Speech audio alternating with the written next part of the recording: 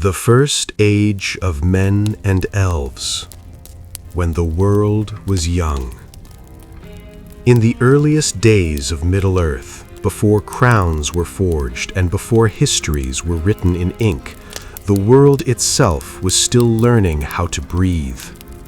The stars had already been kindled in the heavens, scattered like quiet promises across the dark sky. Beneath them lay a land untouched by roads or walls, shaped not by kings, but by time and song. This was an age before the sun had fully risen to claim dominion over the day, and before the moon learned her steady path. Light existed, but it was softer then, filtered through memory, not yet sharpened by years. It was in this ancient calm that the first age truly began. The elves, the firstborn, had already awakened long before men ever opened their eyes to the world. They rose beside the waters of Cuiviénen, under starlight alone, and so their hearts were forever shaped by twilight. To them, the world was not something to conquer, but something to remember. Every tree had a voice. Every river carried a history. Time did not rush them, because time itself seemed willing to wait. In those early centuries, elven society was not ruled by rigid law or iron command. Instead, it followed a quieter order, one built on kinship, shared memory, and reverence for the Valar, the great powers who shaped the world. Authority among the elves flowed naturally toward wisdom rather than force.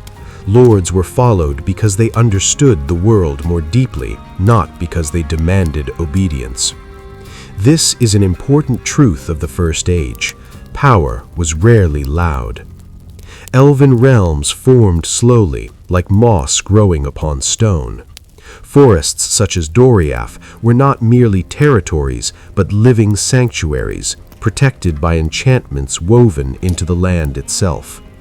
These protections were not spells cast in moments of urgency, but long-standing harmonies between elves and nature. Magic in this age was not a tool, it was a relationship. And while the elves were learning the deep rhythms of the world, something else was stirring far beyond their sight. Men had not yet awakened, but their coming was already written into the design of creation.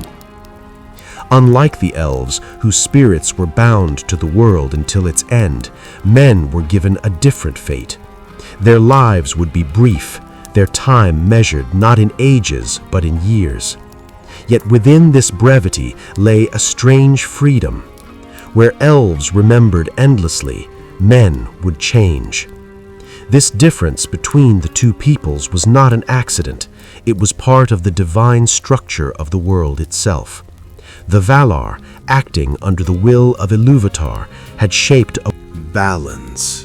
One race to preserve, another to transform. Elves were tied to Arda, the world, until its final unmaking. Men, however, were destined to go beyond it, though even the Valar did not fully understand where that path would lead. At first, this distinction was only a quiet tension in the design of the world, not yet felt by those who lived within it. But the world was not empty of shadow. Even as forests grew and songs were sung beneath the stars, Morgoth, the first Dark Lord, had already begun to scar the land. His influence did not always come as open war. In the First Age, his greatest weapon was corruption. Mountains were twisted, creatures were bent from their original forms, and fear seeped slowly into places that had once known only peace. This is another truth of how the world worked then. Evil did not arrive all at once. It spread gradually, like a chill in the air before winter. The elves sensed this unease long before men ever woke. Some chose to journey westward toward the blessed realm of Valinor, seeking the light of the two trees. Others remained behind, either by choice or fate, and it was among these elves, those who stayed, that the first age would truly unfold. They did not yet know it, but they were waiting for the moment when another people would rise from the darkness of the world's early years, waiting for voices that would speak more quickly, burn more brightly, and fade far sooner, waiting for men. And when that awakening came, it would change Middle-earth forever, not with thunder, but with quiet footsteps beneath unfamiliar stars. The first age of men and elves did not begin with a great battle, nor with a crowned king. It began with two peoples learning, slowly and cautiously, how to share a world that was still unfinished. And this is where our story truly starts, when the younger children awoke. Far to the east of the lands known to the elves, beyond forests that had never heard elven song, men awakened. It did not happen beneath starlight, as it had for the firstborn, but under a sky already shaped by the slow turning of the world. The sun had risen by then, and its warmth marked the passing of days in a way the elves had never fully known. Men opened their eyes to a world that already moved forward, carrying them with it whether they wished it or not. This land was called Hildorian, and though no great cities stood there, it was rich with rivers, open plains, and wide skies. The first men lived simply. They hunted, gathered, and learned the seasons by watching the land itself. They had no written histories, no long memories passed down through centuries. What they knew was held in voices and gestures, in the closeness of families and small wandering groups. From the very beginning, men felt time pressing upon them. Where elves experienced the years as a gentle flow, men felt them as something precious and limited. This shaped their nature profoundly. They learned quickly, they adapted. They asked questions not only about the world, but about what lay beyond it. And in this curiosity, unseen by them, both hope and danger took root. For Morgoth was watching. Unlike the elves, who had awakened far from his immediate reach, men rose under a sky already touched by his shadow. His servants moved among the distant lands, whispering fear into the dark. They spoke of the world as a place of cruelty, of the Valar as distant or uncaring, and of power as something that must be seized before it was lost. Thus, from their earliest days, men were divided, not by kingdoms, but by belief. Some listened to these whispers and turned away from the light before they ever truly saw it. Others felt an unease they could not name, a sense that the world held more than what fear alone could explain. It was these men who began to move westward. Their journey was slow and uncertain. They did not travel as conquering hosts, but as families and clans, carrying what little they owned and what stories they could remember. Along the way, they encountered lands shaped by older hands, forests tended by unseen watchers, rivers that seemed to know their own paths too well. And at last, they were seen. The elves did not rush to meet them. True to their nature, they watched first. From the shadows of trees and hills, they observed these new people who walked quickly, spoke loudly, and aged before one's eyes. To the elves, it was both wondrous and unsettling. for here was a people who changed while you watched. When first contact came, it was cautious, almost fragile. The elves approached not as masters, but as elders encountering a younger kin. They listened before they spoke. And when they did speak, they did so gently, teaching men the sounds of language shaped over long ages. This moment marked the beginning of a profound system that would define the first age, the sharing of knowledge. The elves taught men speech more refined than the rough tongues they had carried from the east. They taught them names for stars, seasons, and lands. They showed them how memory could be preserved not only through voice, but through story shaped carefully over time. In return, men brought something the elves had never possessed, a sense of urgency, a fire that burned bright precisely because it could not last. This exchange was not equal, but it was mutual. Politically, there were no treaties yet, no banners raised between them. Authority remained personal rather than institutional. Elven lords guided through example and wisdom, while men followed leaders chosen by trust and kinship. These early human leaders were not kings in the later sense. They were speakers, protectors, and memory keepers. Yet beneath this growing bond, a quiet truth lingered. Men were afraid of death. The elves knew of death as a distant sorrow, something that removed a friend from the world but not from existence. Elven spirits were bound to Arda, returning in time to its circles. Men, however, were given what the Valar called the gift of Iluvatar, mortality. Their spirits would leave the world entirely, going beyond its bounds. This gift was not explained to them clearly, and so it was often misunderstood. To many men, it felt less like a gift and more like a theft. They saw the elves remain unchanged while their own bodies failed, and questions began to form in quiet moments. Why must we fade while they endure?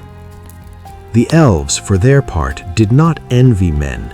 They pitied them gently, even as they admired their strength. They did not yet realize that men would one day envy the elves in return, and that this difference would shape countless tragedies. Still, in these early years, hope outweighed fear.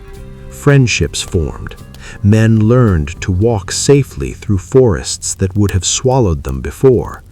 Elves learned to laugh at the quick humor and bold dreams of their younger companions.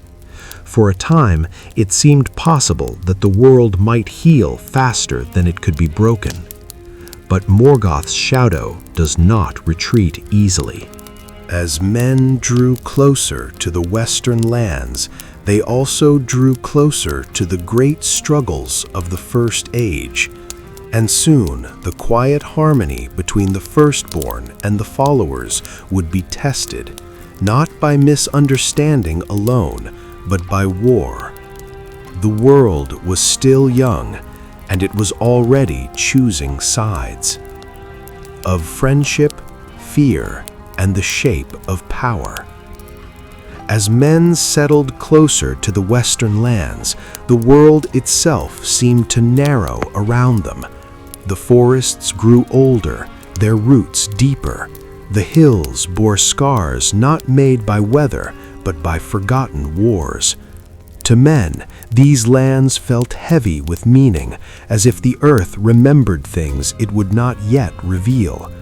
To the elves, this was familiar ground, beautiful, yes, but marked by loss. It was here that the bond between the two peoples truly took shape. The elves who dwelled in these regions were not all alike. Some were gray elves, long accustomed to life beneath open skies, less touched by the light of Valinor. They were patient teachers, more willing to walk beside men rather than above them. Under their guidance, men learned not only speech, but craft. This is where another system of the world quietly emerged, the passing of skill through tradition. Elven craft was not based on haste. A blade was shaped slowly, with attention to balance and purpose rather than brute strength. Wood was worked with respect for its grain, stone with an ear for its hidden fractures. When men learned these methods, they adapted them, simplifying where needed, innovating where they could. Human craft became practical, sturdy, and suited to shorter lives. Thus, the first human weapons worthy of legend were made, not as instruments of conquest, but of survival. Yet, even as cooperation deepened, difference could not be erased. Men began to gather in larger groups, forming early tribes that claimed valleys and riverlands as their own. They marked boundaries, not yet with walls, but with memory and promise. Leadership among men started to change. Charismatic figures emerged, those who could speak well, fight fiercely, or claim descent from respected ancestors. These were the seeds of kingship. Among the elves, such changes were observed with a mixture of curiosity and unease. Elven leaders ruled by longevity. Their authority was proven simply by having endured. Human leaders ruled by presence, by action in the moment. Power among men began to move faster, and faster things break more easily. Fear also began to surface, subtle at first.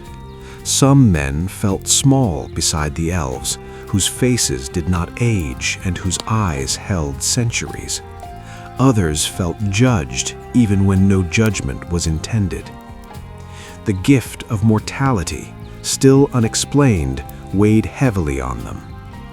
It was in these moments of doubt that Morgoth's influence found its way back into their thoughts, not always through servants or dark creatures, but through ideas.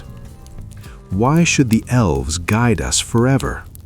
Why should the Valar decide our fate from afar? Why should death be accepted rather than challenged? These questions did not yet turn into rebellion, but they lingered like embers beneath ash. Meanwhile, the world beyond these growing settlements was changing as well. Morgoth's power had not diminished. His strongholds in the north loomed, and creatures shaped by cruelty roamed the wilds. Orcs began to appear more frequently, testing borders, probing defenses. This forced men and elves into closer military cooperation. Here, another structure of the First Age revealed itself: war as a shared necessity, not a shared language. Elves fought with precision, favoring coordination, patience, and terrain. Their archers moved like extensions of the forest itself. Men fought with raw determination. They charged, adapted, learned through loss. Together they were effective, but never seamless. Still, bonds were forged in these struggles. Names began to be remembered. Songs began to mention men alongside elves, not as footnotes, but as allies. For the first time, men were being woven into the long memory of the world. And yet, even as alliances strengthened, a quiet imbalance remained. Elves taught, guided, and protected, but they did not follow. Men followed, learned, and fought, but they were rarely asked to decide. This would not last, because men were not made to wait forever. The First Age was slowly moving toward a moment when choices could no longer be delayed, when loyalty would be tested, and the meaning of mortality would demand an answer. The world was still holding its breath, And somewhere beyond the reach of both elves and men, Morgoth was preparing to exhale. When shadows learned to speak. As the years passed, the lands of the First Age no longer felt untouched. Paths became worn beneath repeated footsteps. Camps turned into halls of wood and stone. Fires burned not only for warmth, but for gathering, for counsel, and for the telling of stories that now stretched across generations. For men, this was progress. For the elves, it was a sign that time was beginning to leave marks that would not fade. It was during this quiet transformation that shadows learned how to speak clearly. Morgoth's presence, once distant and abstract, became personal. His servants no longer lingered only at the edges of the world. They watched settlements from afar. They listened to conversations carried by night air. They learned which hearts were uncertain, which minds were restless. Unlike the elves, men could be persuaded. This was not because men were weaker, but because they were searching. Their lives were short, and so their questions burned hotter. They wanted meaning quickly. They wanted answers while they still had time to use them. And Morgoth was always willing to answer. His messages did not arrive as commands, but as reassurances. He spoke of freedom from distant powers. He spoke of strength earned rather than given. He spoke of death not as a gift, but as an injustice imposed by jealous beings who feared the rise of men. These ideas spread quietly, carried from one settlement to another by travelers who believed they had discovered something forbidden and powerful. The elves sensed the change before they could name it. They noticed hesitation where there had once been trust. Men began to ask questions not about craft or stars, but about authority, about why elves lived unchanged while men withered, about whether the Valar truly cared for the younger children at all. The elves, bound by their nature, struggled to answer. This reveals a deep truth about the structure of the world. Knowledge and understanding were not shared equally by design. The Valar had not revealed everything to either race. Elves knew much of the world, but little of what lay beyond it. Men sensed there was more, but had no language for it. In this space of partial knowing, suspicion grew. Some elves urged patience, believing that time itself would ease these tensions. Others became wary, withdrawing into their own realms, strengthening borders both physical and unseen. Protective enchantments grew stronger. Paths once open were quietly closed.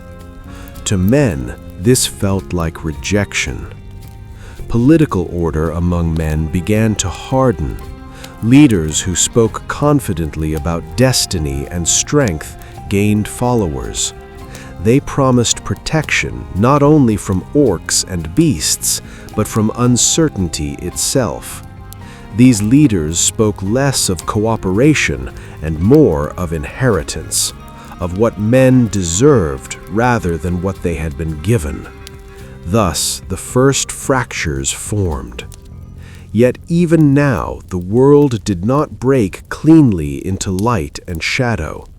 Many men remained loyal to the friendship of the elves. They fought beside them, learned from them, and honored them deeply. These men would later be remembered as the Edain, though at this time they were simply families and clans choosing trust over fear. Among them arose figures whose names would echo long after their bodies returned to the earth. Men who listened carefully, who did not confuse strength with cruelty. They saw the elves not as rivals, but as reminders of what the world once was and might still become. War, however, was drawing closer. Morgoth's forces gathered in greater numbers. Orcs moved in organized bands. Dark creatures prowled farther south. The land itself responded. Winters grew harsher. Storms came without warning. These were not accidents, but expressions of a world under strain. This introduces another quiet system of the First Age. The land was not passive. Mountains, rivers, and forests were bound to the fate of those who shaped them. When Morgoth twisted the world resisted and suffered. Elves and men stood at the edge of something vast. They could feel it in the silence before dawn, in the way animals fled without reason, in the way songs grew somber even when sung beside warm fires. The First Age was no longer a time of meeting alone. It was becoming a time of choosing. And soon those choices would demand more than words, more than trust, and more than memory. The choosing of sides. There comes a moment in every age when quiet tensions can no longer remain unspoken. In the First Age, that moment arrived not with a single great declaration, but with a series of small decisions, each one reasonable on its own, yet together impossible to undo. Men chose where to settle. Elves chose whom to trust. Paths once shared began to diverge, not out of hatred, but out of necessity. The lands of the West grew more guarded. Elven realms strengthened their borders, not with walls of stone, but with older protections. Songs bound into air and root. Spells that turned strangers aside without force. These measures were meant to preserve peace, yet to men who did not understand their workings, they felt like exclusion. Here we see how magic functioned in the First Age. It was rarely visible and almost never dramatic. It did not announce itself with light or thunder. It altered perception, direction, and memory. A traveler might walk all day and never realize they had been gently guided away from a guarded land. For elves, this was kindness. For men, it felt like being denied. Meanwhile, among men, identity solidified. Clans became peoples. Stories hardened into traditions. Leaders began to speak not only of survival, but of destiny. They spoke of the strength of men as something meant to rise beyond guidance. Some of these leaders were sincere, others had already begun to listen to darker counsel. The division among men became clearer. Those who honored the friendship of the elves and resisted Morgoth's whispers gathered gradually into what would later be known as the faithful houses of the Aedain. They valued loyalty, remembrance, and restraint. They accepted mortality even as they feared it. Others turned away. These men were not immediately cruel or monstrous. They believed they were choosing independence. They resented the long memory of the elves and the distant silence of the Valar. To them, Morgoth's promises felt like recognition rather than manipulation. Thus, allegiance in the First Age was not drawn along lines of race alone, but of belief. War soon followed. Morgoth's forces pushed southward in earnest, testing alliances and defenses. Orcs marched openly now. The skies darkened with unnatural clouds. Fires burned where forests once stood. Elves and men who stood together learned quickly that survival depended on coordination, trust, and sacrifice. This is where the political structure of the age matured. Alliances became formal. Oaths were sworn, not lightly, but with full awareness of their cost. Elven lords and human chieftains stood together in councils where decisions shaped the fate of entire regions. For men, these oaths were binding beyond death. For elves, they were binding beyond memory. The cost of these choices was heavy. Men fell in battle and did not return. Elves watched companions age and die within what felt like a few passing seasons. Each loss deepened the difference between them, even as it strengthened their bond. And yet, something remarkable happened in these darkening years. Trust endured. Among the faithful men, admiration for the elves did not turn into envy. Instead, it became inspiration. They learned to value honor over power, endurance over dominance. In elven eyes, these men shone all the brighter precisely because their light would fade. The world itself seemed to recognize this. Songs changed. They no longer celebrated only timeless beauty, but fleeting courage. Names of men began to appear beside those of elves in the long lays of the age. But Morgoth was patient. He did not seek to destroy all men at once. He sought to claim them. And each battle, each loss, each unanswered prayer pushed some closer to his influence. The First Age had reached a turning point. From this moment on, no one could pretend that all peoples walked the same path.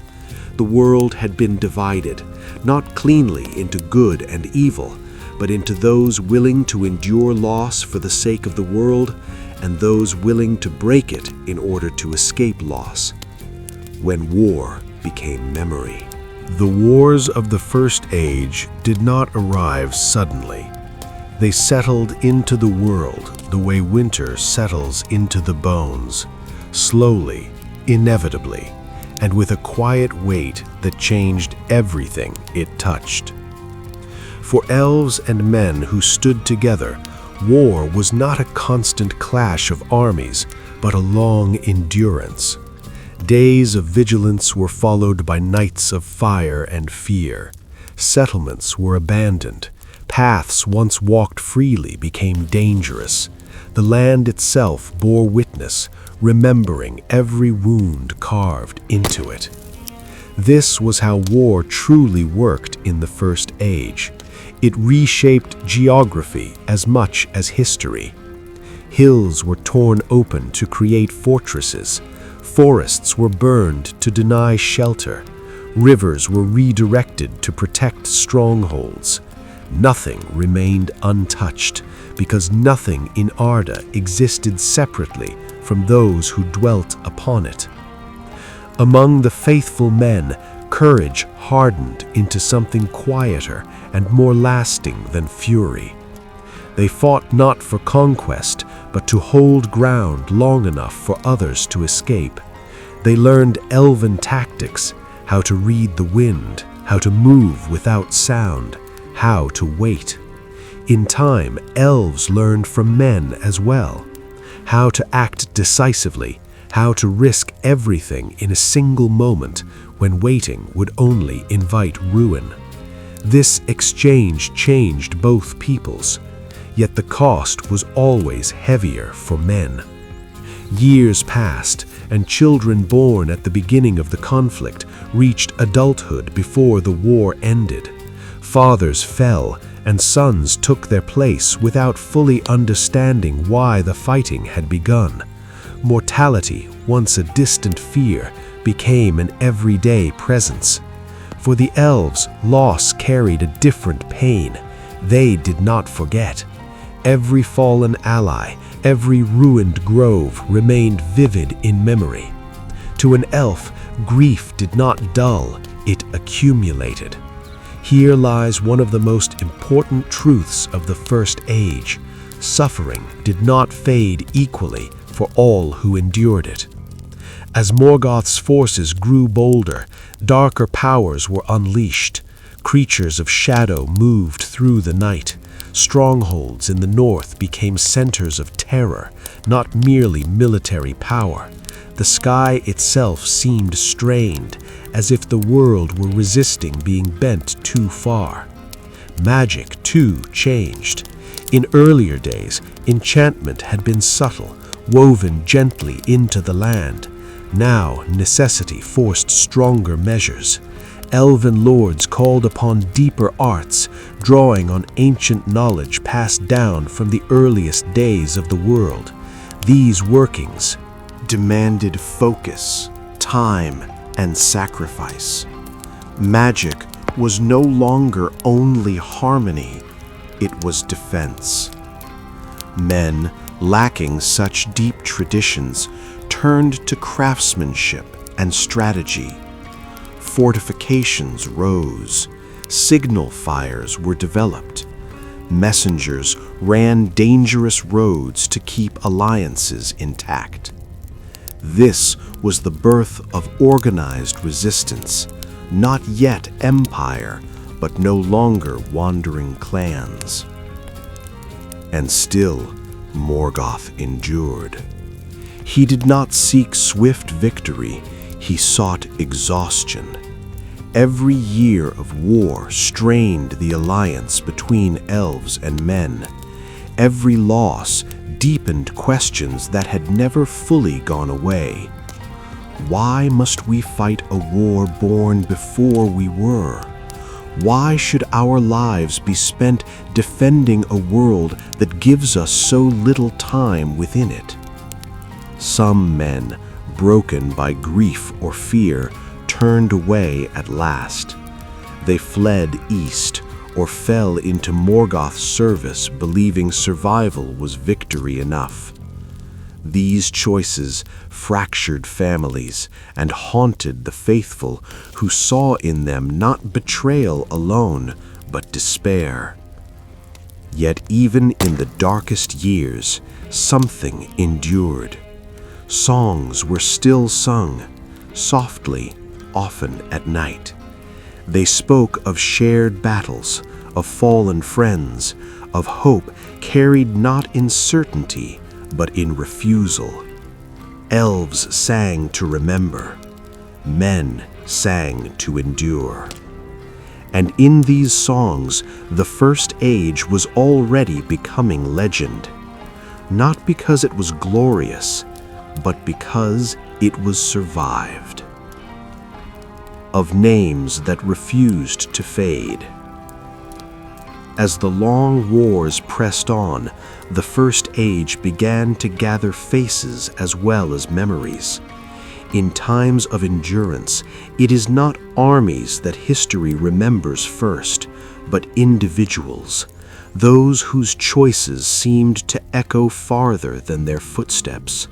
Among both elves and men, certain figures emerged, not because they sought greatness, but because the age itself demanded steadiness. Among the elves, leadership grew quieter, heavier. Elven lords who had once guided through song and example now bore the burden of survival. Their halls became places of council rather than celebration. Decisions were measured not only against victory, but at what they would cost the world in centuries yet to come. An elf did not ask whether a choice would end a war quickly, but whether it would scar the land beyond healing. This reflects a core system of elven governance in the First Age. Authority was inseparable from foresight. To lead was not to command, but to carry consequences long after others would be gone. Among men, leadership sharpened differently. The faithful houses of the Edain began to distinguish themselves clearly. These were not kingdoms yet, but lineages bound by shared loyalty and memory. Leaders rose who understood that their people would not see the end of the age, and so their responsibility lay not in legacy, but in protection. One such leader might guide his people for only a few decades, yet his name would be spoken by elves centuries later, not because he conquered, but because he stood firm when retreat would have been easier. This is how fame functioned differently between the races. Elves remembered through continuity, men remembered through impact. As alliances deepened, trust between individual elves and men grew stronger than any formal oath. Friendships formed that crossed the boundary of lifespan itself. Elves watched men grow from youth to age within what felt like a single turning of leaves. Men looked to their elven companions and saw constancy in a world that refused to slow. These relationships changed both sides. Men learned patience they had never possessed. Elves learned urgency they had never needed.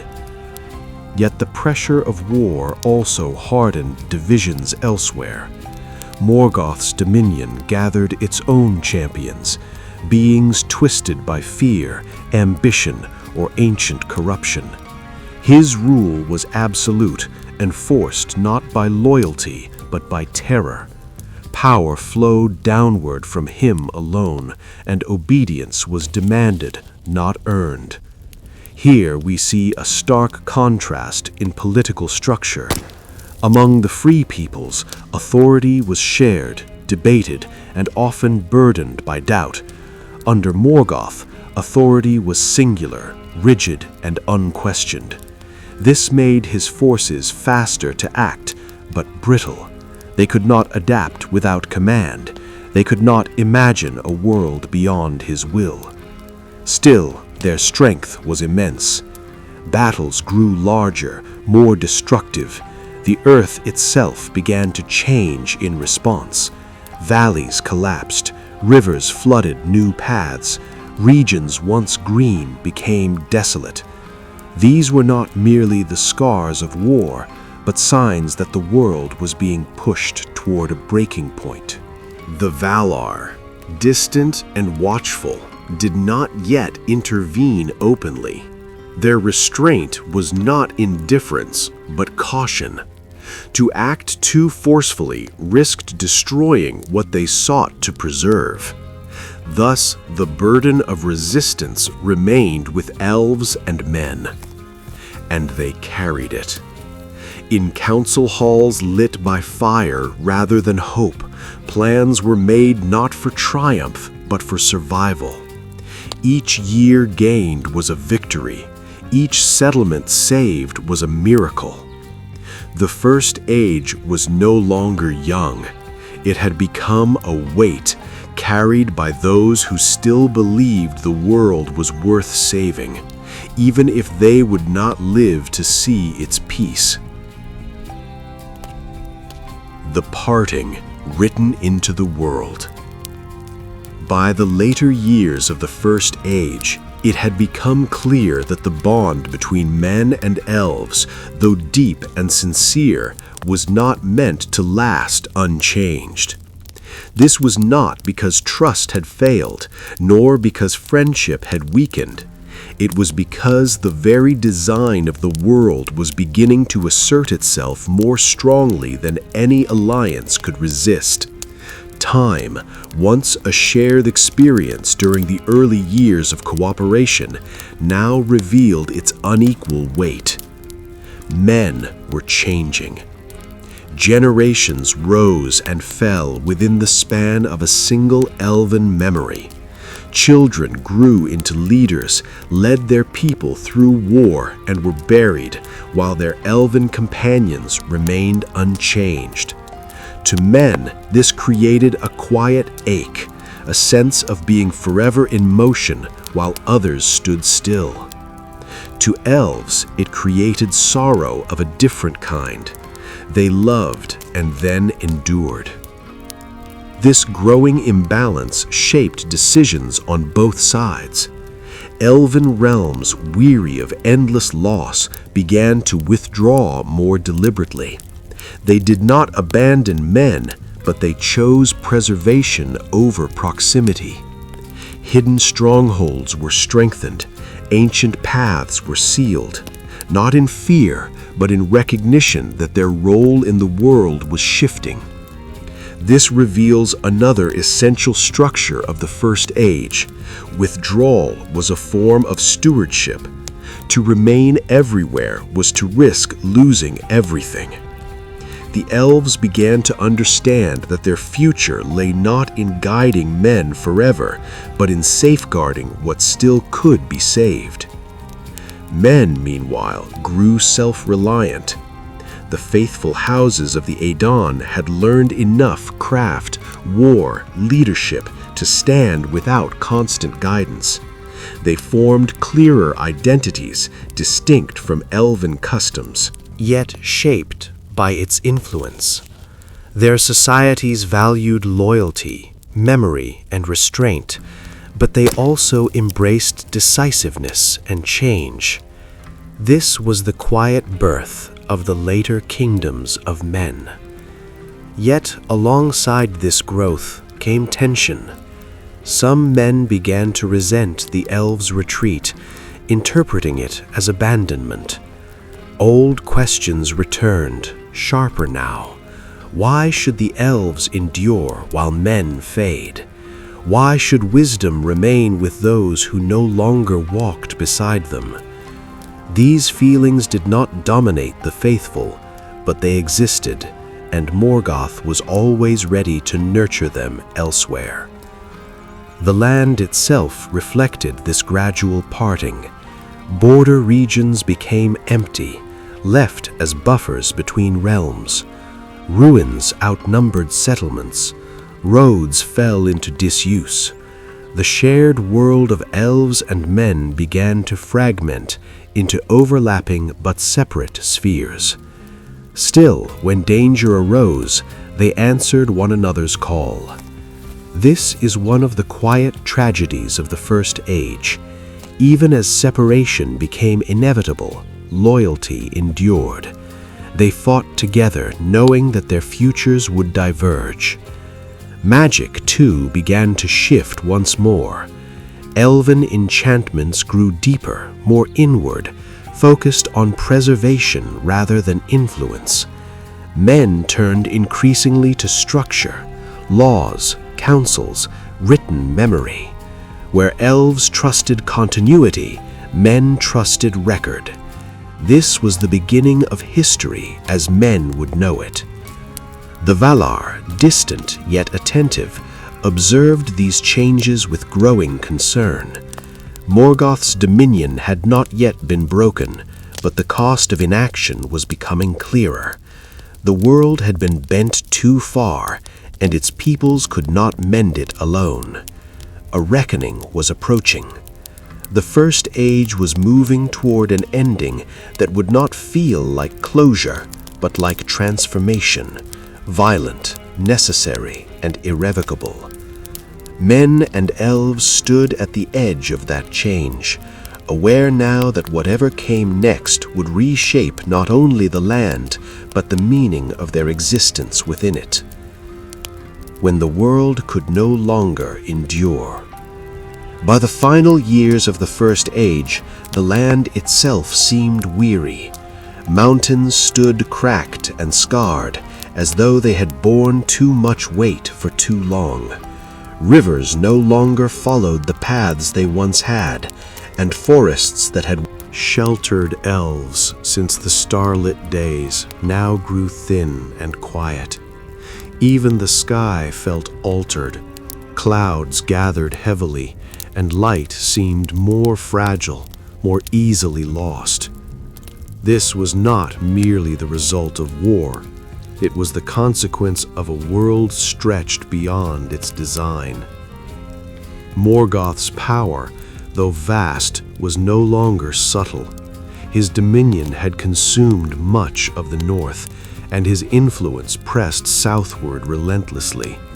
Entire regions existed under constant shadow, where fear replaced law and survival replaced hope. Yet even as his grip tightened, his rule revealed its greatest weakness. It depended entirely on force. His servants obeyed because they feared him, not because they believed in the world he offered. His strongholds were mighty but hollow, sustained by domination rather than devotion. And in this imbalance, the seeds of his undoing quietly formed. The free peoples understood now that endurance alone would not be enough. Among the elves, a painful realization spread. To preserve the world, it might first need to be broken. They had long avoided calling upon powers that could reshape the land itself, knowing the cost such acts would demand. But the alternative was slow annihilation. Among men, resolve hardened. The faithful houses had seen enough death to understand that survival without meaning was no victory at all. They no longer fought only to defend what remained, but to end the darkness, even if they would not live to see the dawn that followed. This convergence of purpose marked a turning point. Councils were held not merely to plan battles, but to weigh consequences that would echo beyond the age itself. Elves spoke of ancient powers and forgotten alliances. Men listened, knowing that such knowledge might save the world or shatter it completely. Here we see the deepest structure of the First Age revealed. No victory could come without loss on a scale the world had never known. The Valar, who had long restrained themselves, could no longer remain distant. Morgoth's corruption had reached too deeply into the fabric of Arda.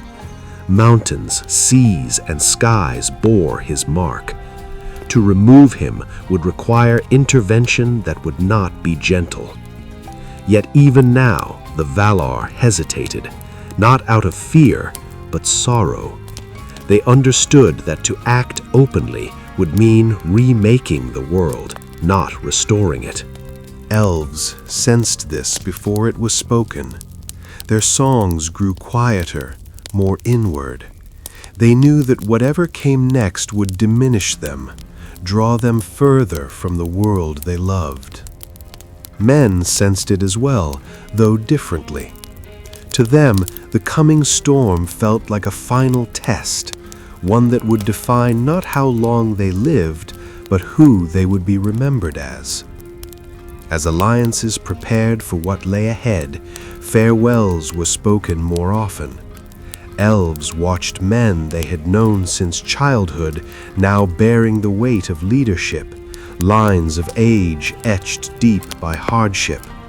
Men looked to elves and realized that this might be the last age in which they would fight side by side as equals. And yet there was no bitterness in this knowledge, only acceptance. The First Age was drawing to its end, not quietly, but with gathering force. The world itself seemed to lean toward a breaking point, as though it understood that the darkness could not be removed without tearing away part of what had been. The breaking that saved the world. The final struggle of the First Age did not feel like the beginning of victory. It felt like exhaustion made visible. When the Valar at last moved, their coming was not marked by triumph, but by necessity. The world had reached a point where restraint itself had become a form of destruction. Morgoth's presence had sunk too deeply into Arda, and to remove him gently was no longer possible. Thus began the great upheaval. The land shook beneath forces older than any kingdom of elves or men. Mountains were torn down not by siege, but by power woven into the foundations of the world itself. Seas rose where plains had stood. Valleys vanished beneath waves and fire. This was not a war fought only by armies, but by the very elements of creation. Here we must understand how divine power functioned in Middle-earth. The Valar could not act without consequence. Their strength was bound to the substance of the world. Every blow struck against Morgoth reshaped the land he had corrupted, because his essence was entwined with it. To remove him meant to wound the world and allow it to heal in a new form. Elves and men were not at the center of this conflict, yet they were not spared its cost. Many of the lands where they had lived together were lost forever. Places of shared memory sank beneath the sea or were reduced to ruins unrecognizable even to elven eyes. The geography of friendship was erased, not by betrayal, but by the violence required to end tyranny. For men, this destruction was final. They did not have centuries to mourn landscapes that no longer existed. Their grief was immediate, raw, and unresolved. Entire lineages vanished. Songs ended mid-verse because those who remembered the words were gone. For the elves, the loss was eternal. They remembered every hill, every river, every glade where men had once laughed beside them. The world they had awakened into, the world shaped under stars, was no longer whole. And yet, Morgoth fell. He was cast down, not destroyed entirely, but rendered powerless to dominate the world as he once had. His will was broken, scattered, and bound beyond the reach of Middle-earth. The shadow that had pressed upon every age lifted, though its scars remained. This moment marked a fundamental shift in the structure of existence. The First Age ended not with restoration, but with transformation. The world that followed was smaller, more fragile, and less enchanted. Magic withdrew slightly, becoming rarer, quieter. The elves felt this withdrawal keenly.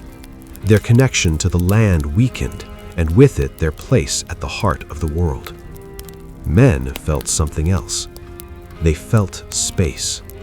With Morgoth removed and the ancient powers withdrawn, the world no longer felt shaped primarily by forces beyond their reach. Responsibility began to settle upon them, slowly, uneasily. The age to come would belong to them more than to any other people. But this was not yet the Second Age, not fully. Between the breaking of the world and the rise of new kingdoms lay a fragile pause, a time of rebuilding, mourning, and quiet reckoning. Elves and men stood among ruins that had once been shared homes, knowing that though they had survived together, they would not rebuild together in the same way. The bond forged in the First Age had done its work.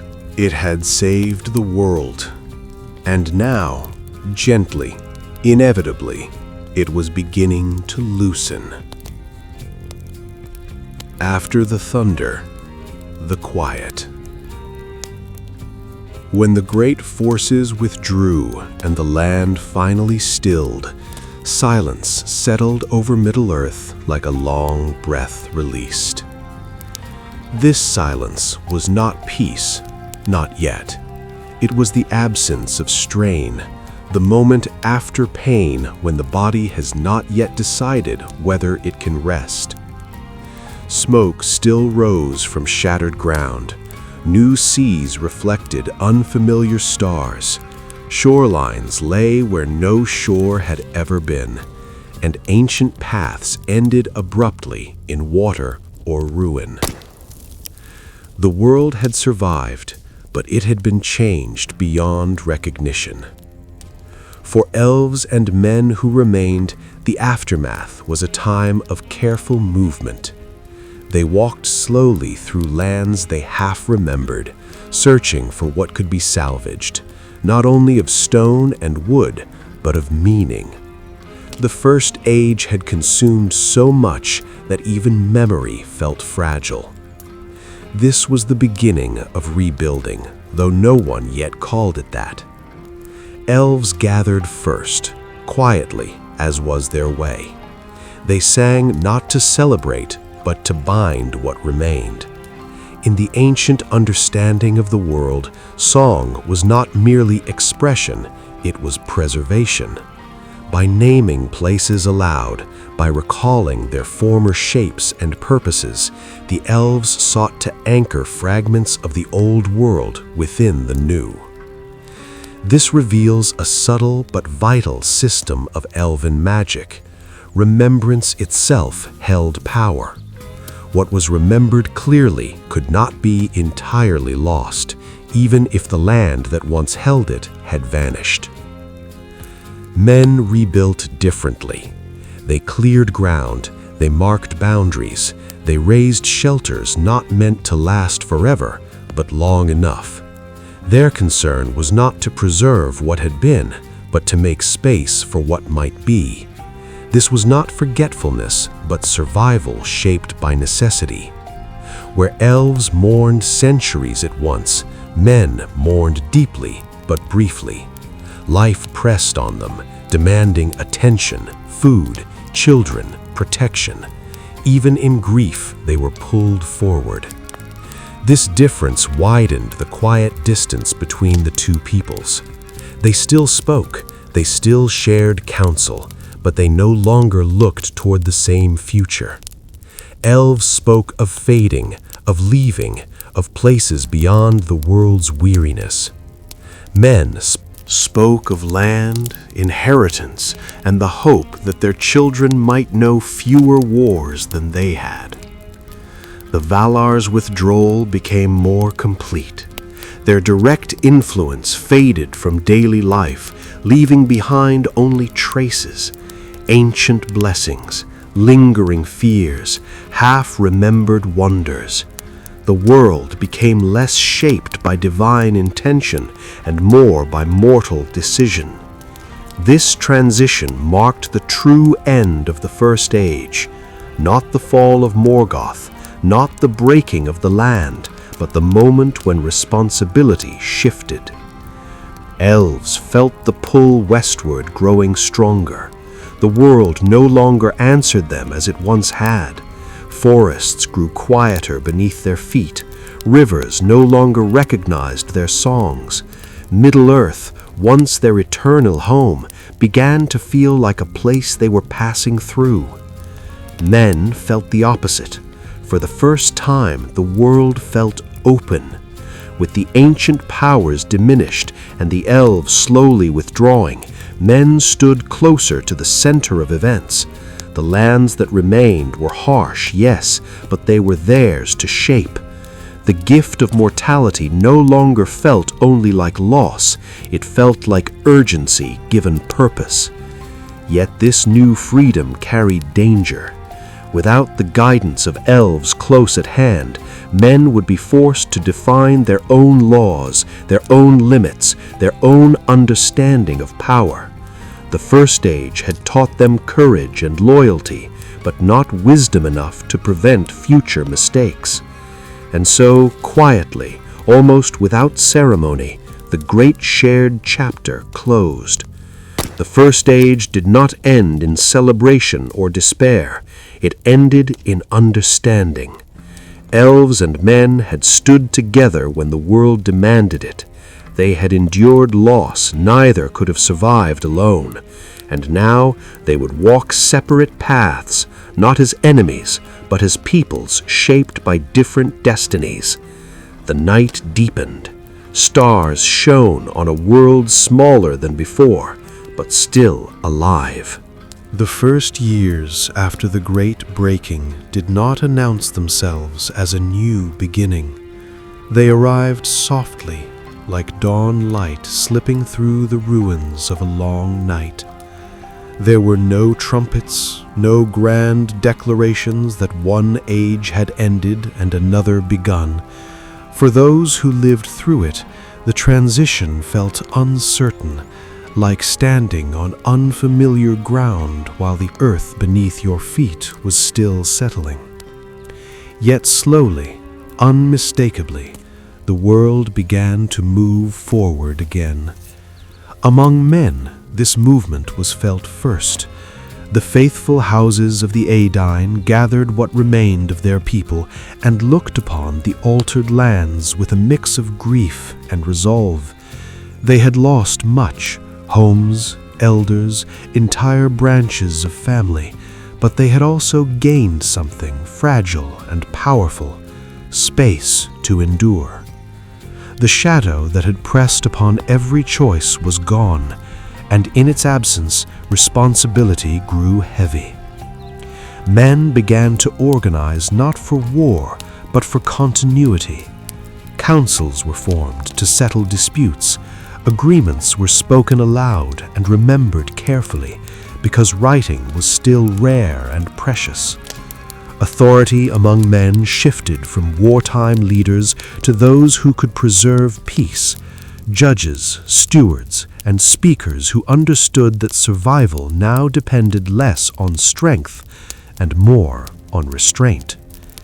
This was the beginning of human governance shaped by memory rather than fear.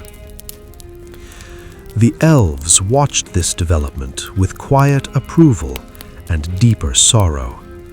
They recognized in men the same courage that had carried them through the war, now turned toward building rather than resisting. And yet they also knew that they themselves were no longer meant to stand at the center of these efforts.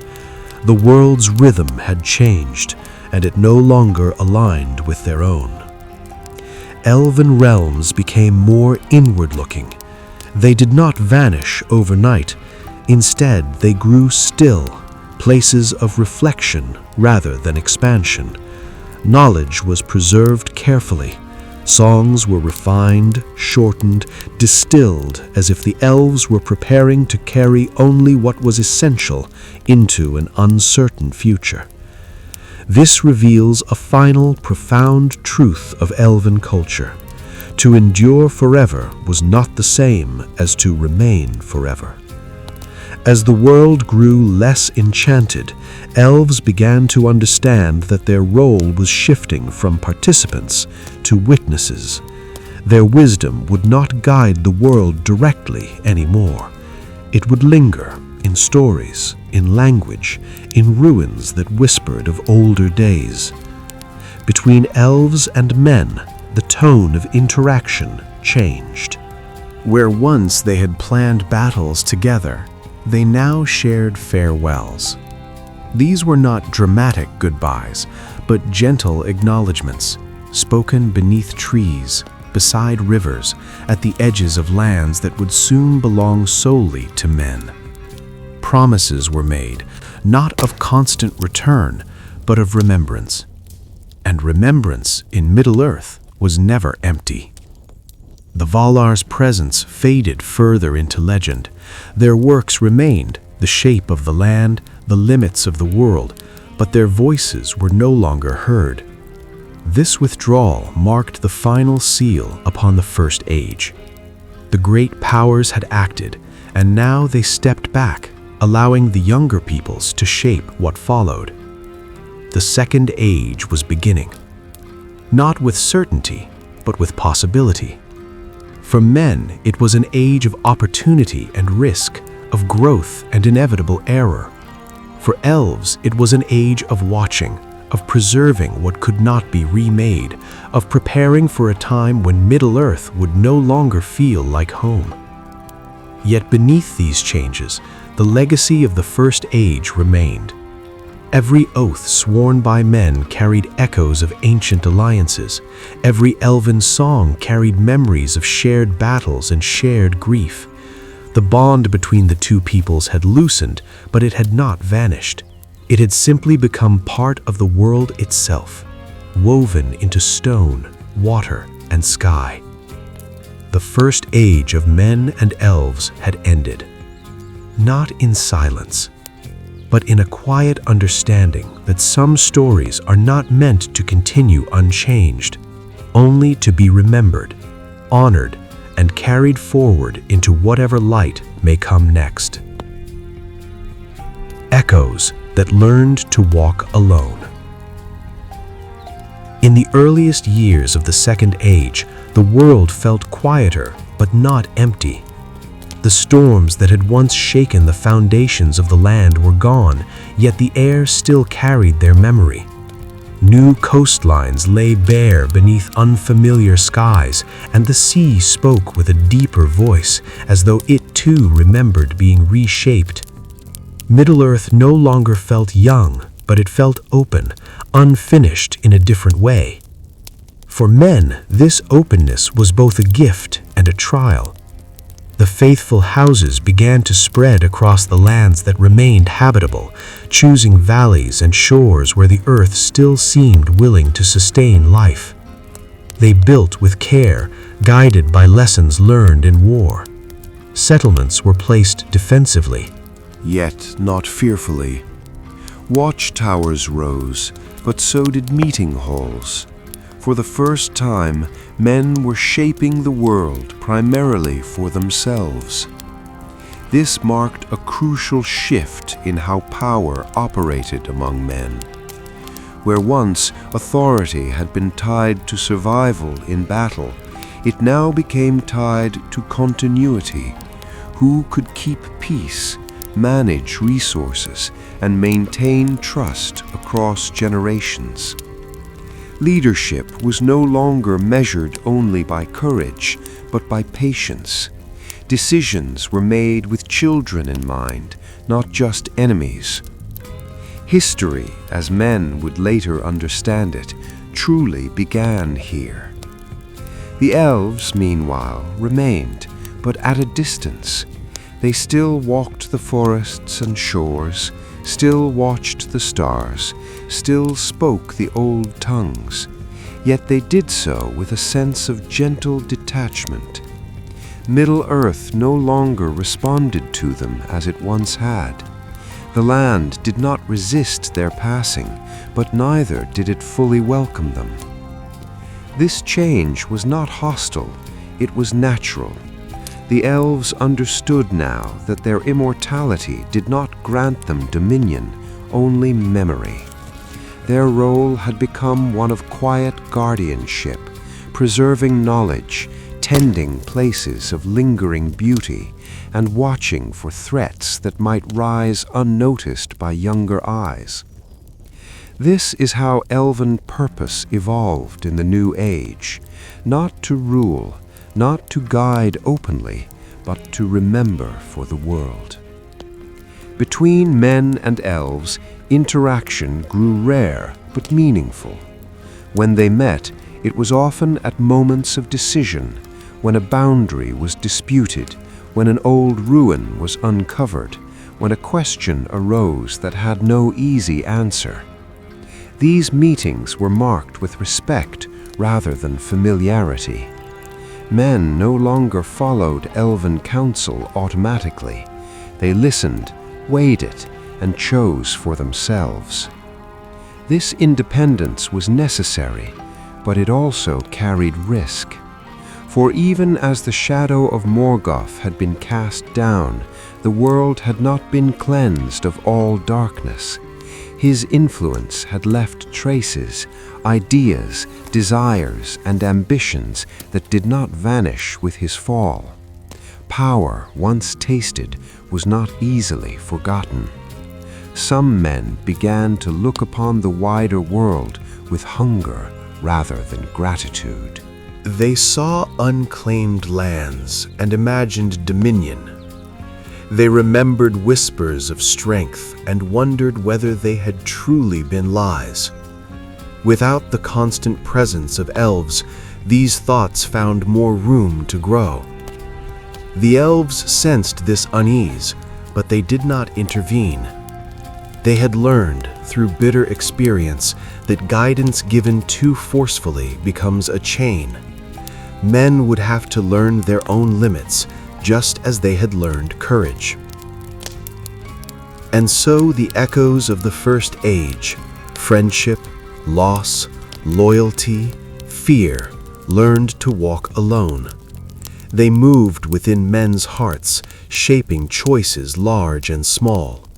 They lingered in elven songs, growing softer with each passing year. They settled into the land itself, becoming part of the world's quiet character. The Second Age was no longer simply a continuation. It was a testing ground.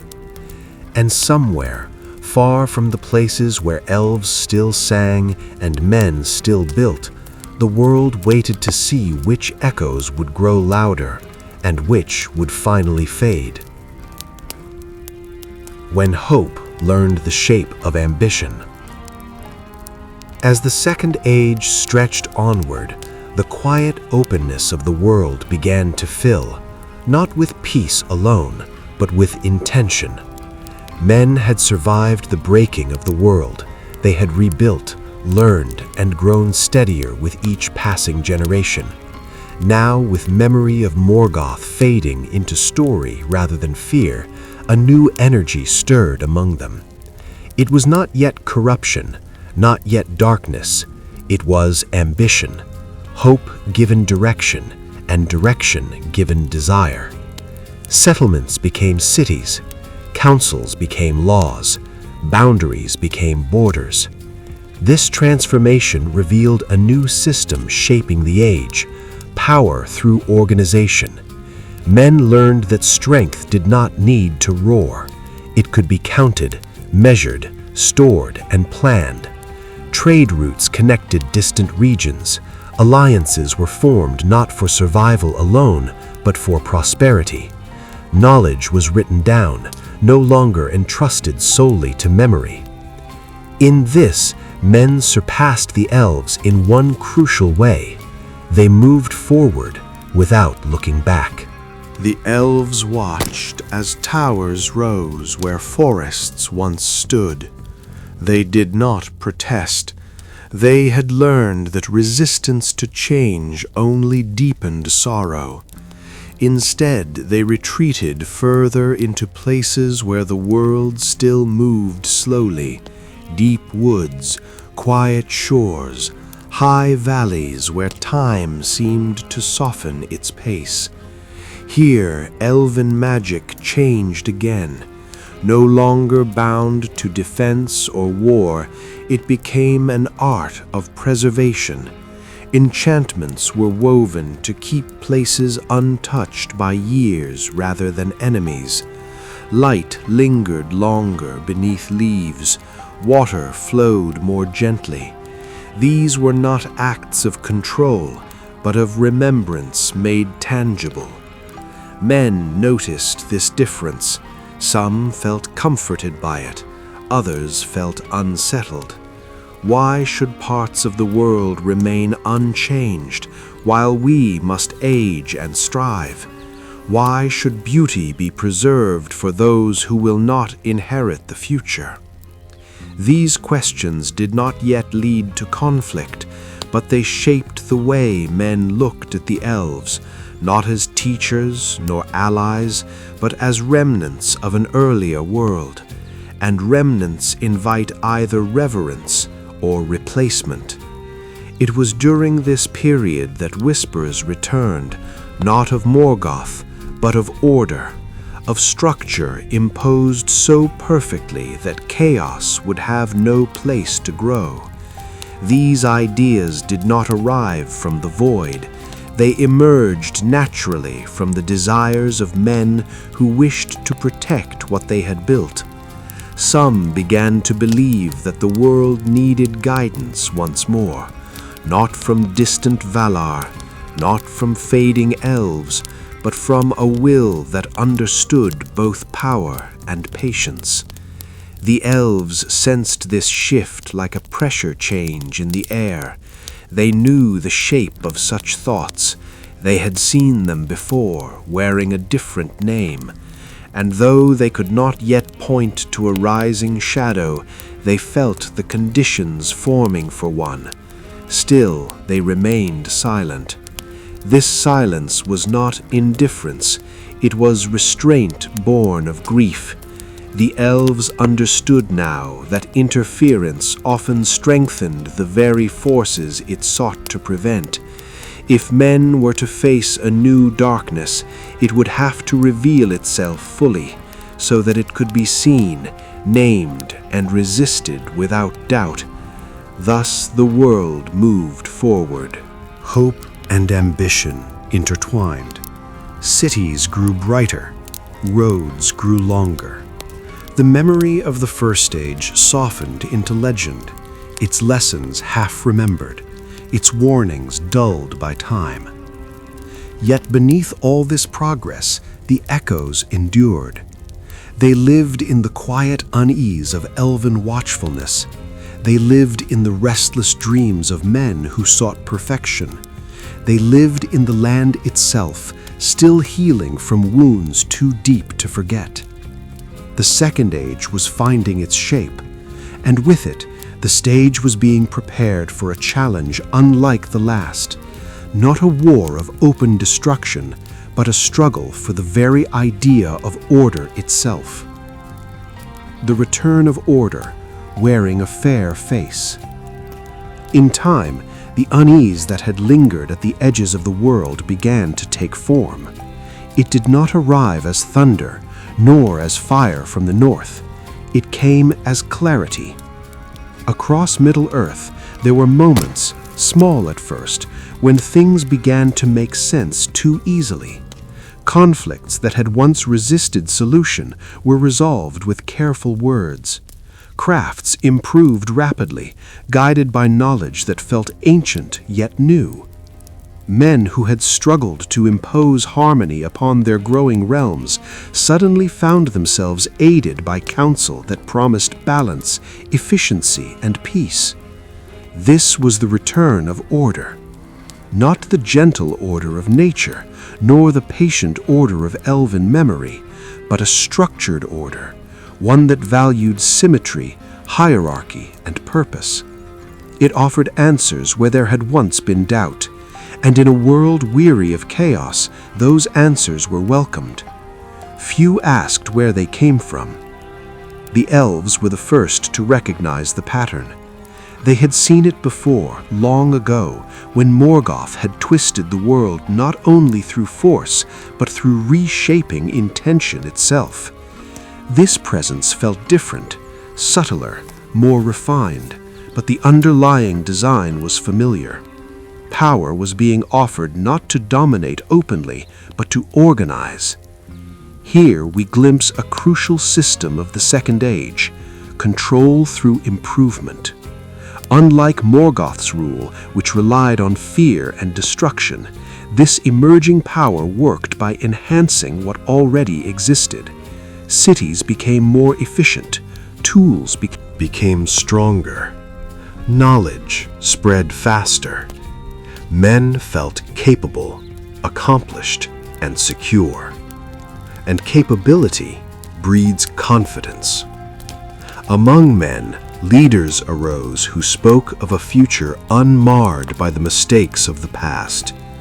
They spoke of unity achieved not through alliance, but through standardization. One law, one structure, one guiding vision to ensure that no shadow could ever rise unchecked again. To many, this felt like wisdom. To the elves, it felt like a narrowing of possibility. They observed how choice slowly gave way to expectation, how diversity of custom gave way to uniform practice. These changes were not enforced by violence, but by convenience. Why struggle to govern differently when a proven system could be adopted? The elves understood that this was how lasting dominion began, not with chains, but with agreement. Yet they did not oppose it openly. They knew that warning men too early would only deepen resentment. Instead, they watched, listened, and remembered. They sought signs not of ambition alone, but of intent. For power in itself was not evil. It was the purpose behind it that shaped its legacy. Meanwhile, men continued to build. Their cities grew tall and proud, symbols of survival transformed into monuments of aspiration. Trade flourished, knowledge accumulated. The memory of the first age faded further, its lessons now stories told to children rather than truths lived by adults. And yet, beneath the order, cracks began to form. Some men felt unease they could not explain, a sense that choices were being made for them, even when they agreed with the outcome. Others noticed that dissent was increasingly framed not as difference, but as inefficiency. The elves felt the shift like a tightening around the heart of the world. They understood now that the age was approaching a familiar crossroads. The world was being offered a vision of perfection, clean, logical, enduring. But perfection, once imposed, leaves no room for mercy. The Second Age was no longer merely about rebuilding. It had become a test of whether men would choose freedom with its flaws or order without its warmth. And somewhere, behind the fair face of guidance and harmony, a will was gathering, patient, observant, and ready to shape the world not by force, but by design. The weight of guidance. As the Second Age continued its quiet unfolding, the presence that had once felt distant grew nearer, not in form, but in influence. Men spoke of progress with confidence now. Their cities gleamed with order. Roads stretched farther than any single generation could remember building. Systems of law and craft worked so smoothly that chaos felt like a memory from a darker, less civilized past. Many believed the world had finally learned from its suffering. And yet, beneath this calm efficiency, something subtle had begun to shift. Guidance was no longer merely offered, it was expected. Those who followed the new structures prospered. Their lands were stable, their people secure. Those who resisted, who clung to older customs or questioned the pace of change, found themselves slowly isolated, not punished, not attacked, but overlooked. Their ways were deemed impractical, outdated, inefficient. This is how soft dominion took root. Power no longer needed to announce itself. It flowed through systems, through shared standards, through the quiet pressure to conform. Men accepted this not because they were weak, but because it worked. And in a world still healing from ruin, what worked felt like truth. The elves watched with growing sorrow. They recognized the pattern now with painful clarity. Morgoth had ruled by breaking the world. This new power sought to rule by perfecting it. Where Morgoth destroyed difference, this presence refined it away. To elven eyes, the danger lay not in cruelty, but in inevitability. Elves still walked among men at times, rarely, carefully. They spoke when asked, and sometimes when not. They warned gently of balance, of the need for spaces untouched by order. But their voices carried less weight now. They spoke from memory. Men listened from momentum. And momentum is difficult to slow. Within elven realms, preparation began, not for war, but for endurance. Lore was gathered and hidden. Ancient knowledge was passed to fewer hands, chosen not for rank, but for wisdom and restraint. The elves understood that the coming struggle, whatever form it took, would not be won through armies alone. It would be won through remembering what must not be forgotten. Meanwhile, among men, reverence for the unseen guide grew. It was spoken of not as a ruler, but as a helper, one who understood the flaws of the world and offered means to correct them. Many never questioned its origin. Fewer still questioned its purpose. After all, it asked for no throne, only cooperation. This marked a crucial divergence from the First Age. Then evil had been visible, overwhelming, and unmistakable. Now danger arrived wearing reason. It did not command obedience, it encouraged alignment. And alignment, once chosen freely, becomes difficult to undo.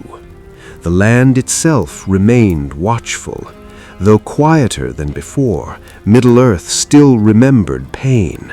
There were places where growth faltered, where stone resisted shaping, where forests reclaimed what had been cleared too eagerly. These were not accidents. They were the world's quiet resistance, a reminder that not all order could be imposed without cost. Elves felt this deeply. Men noticed it only when progress slowed. Thus, the age moved forward with a growing imbalance, order without humility, guidance without transparency, improvement without reflection. The lessons of the First Age had not been forgotten, they had been misunderstood.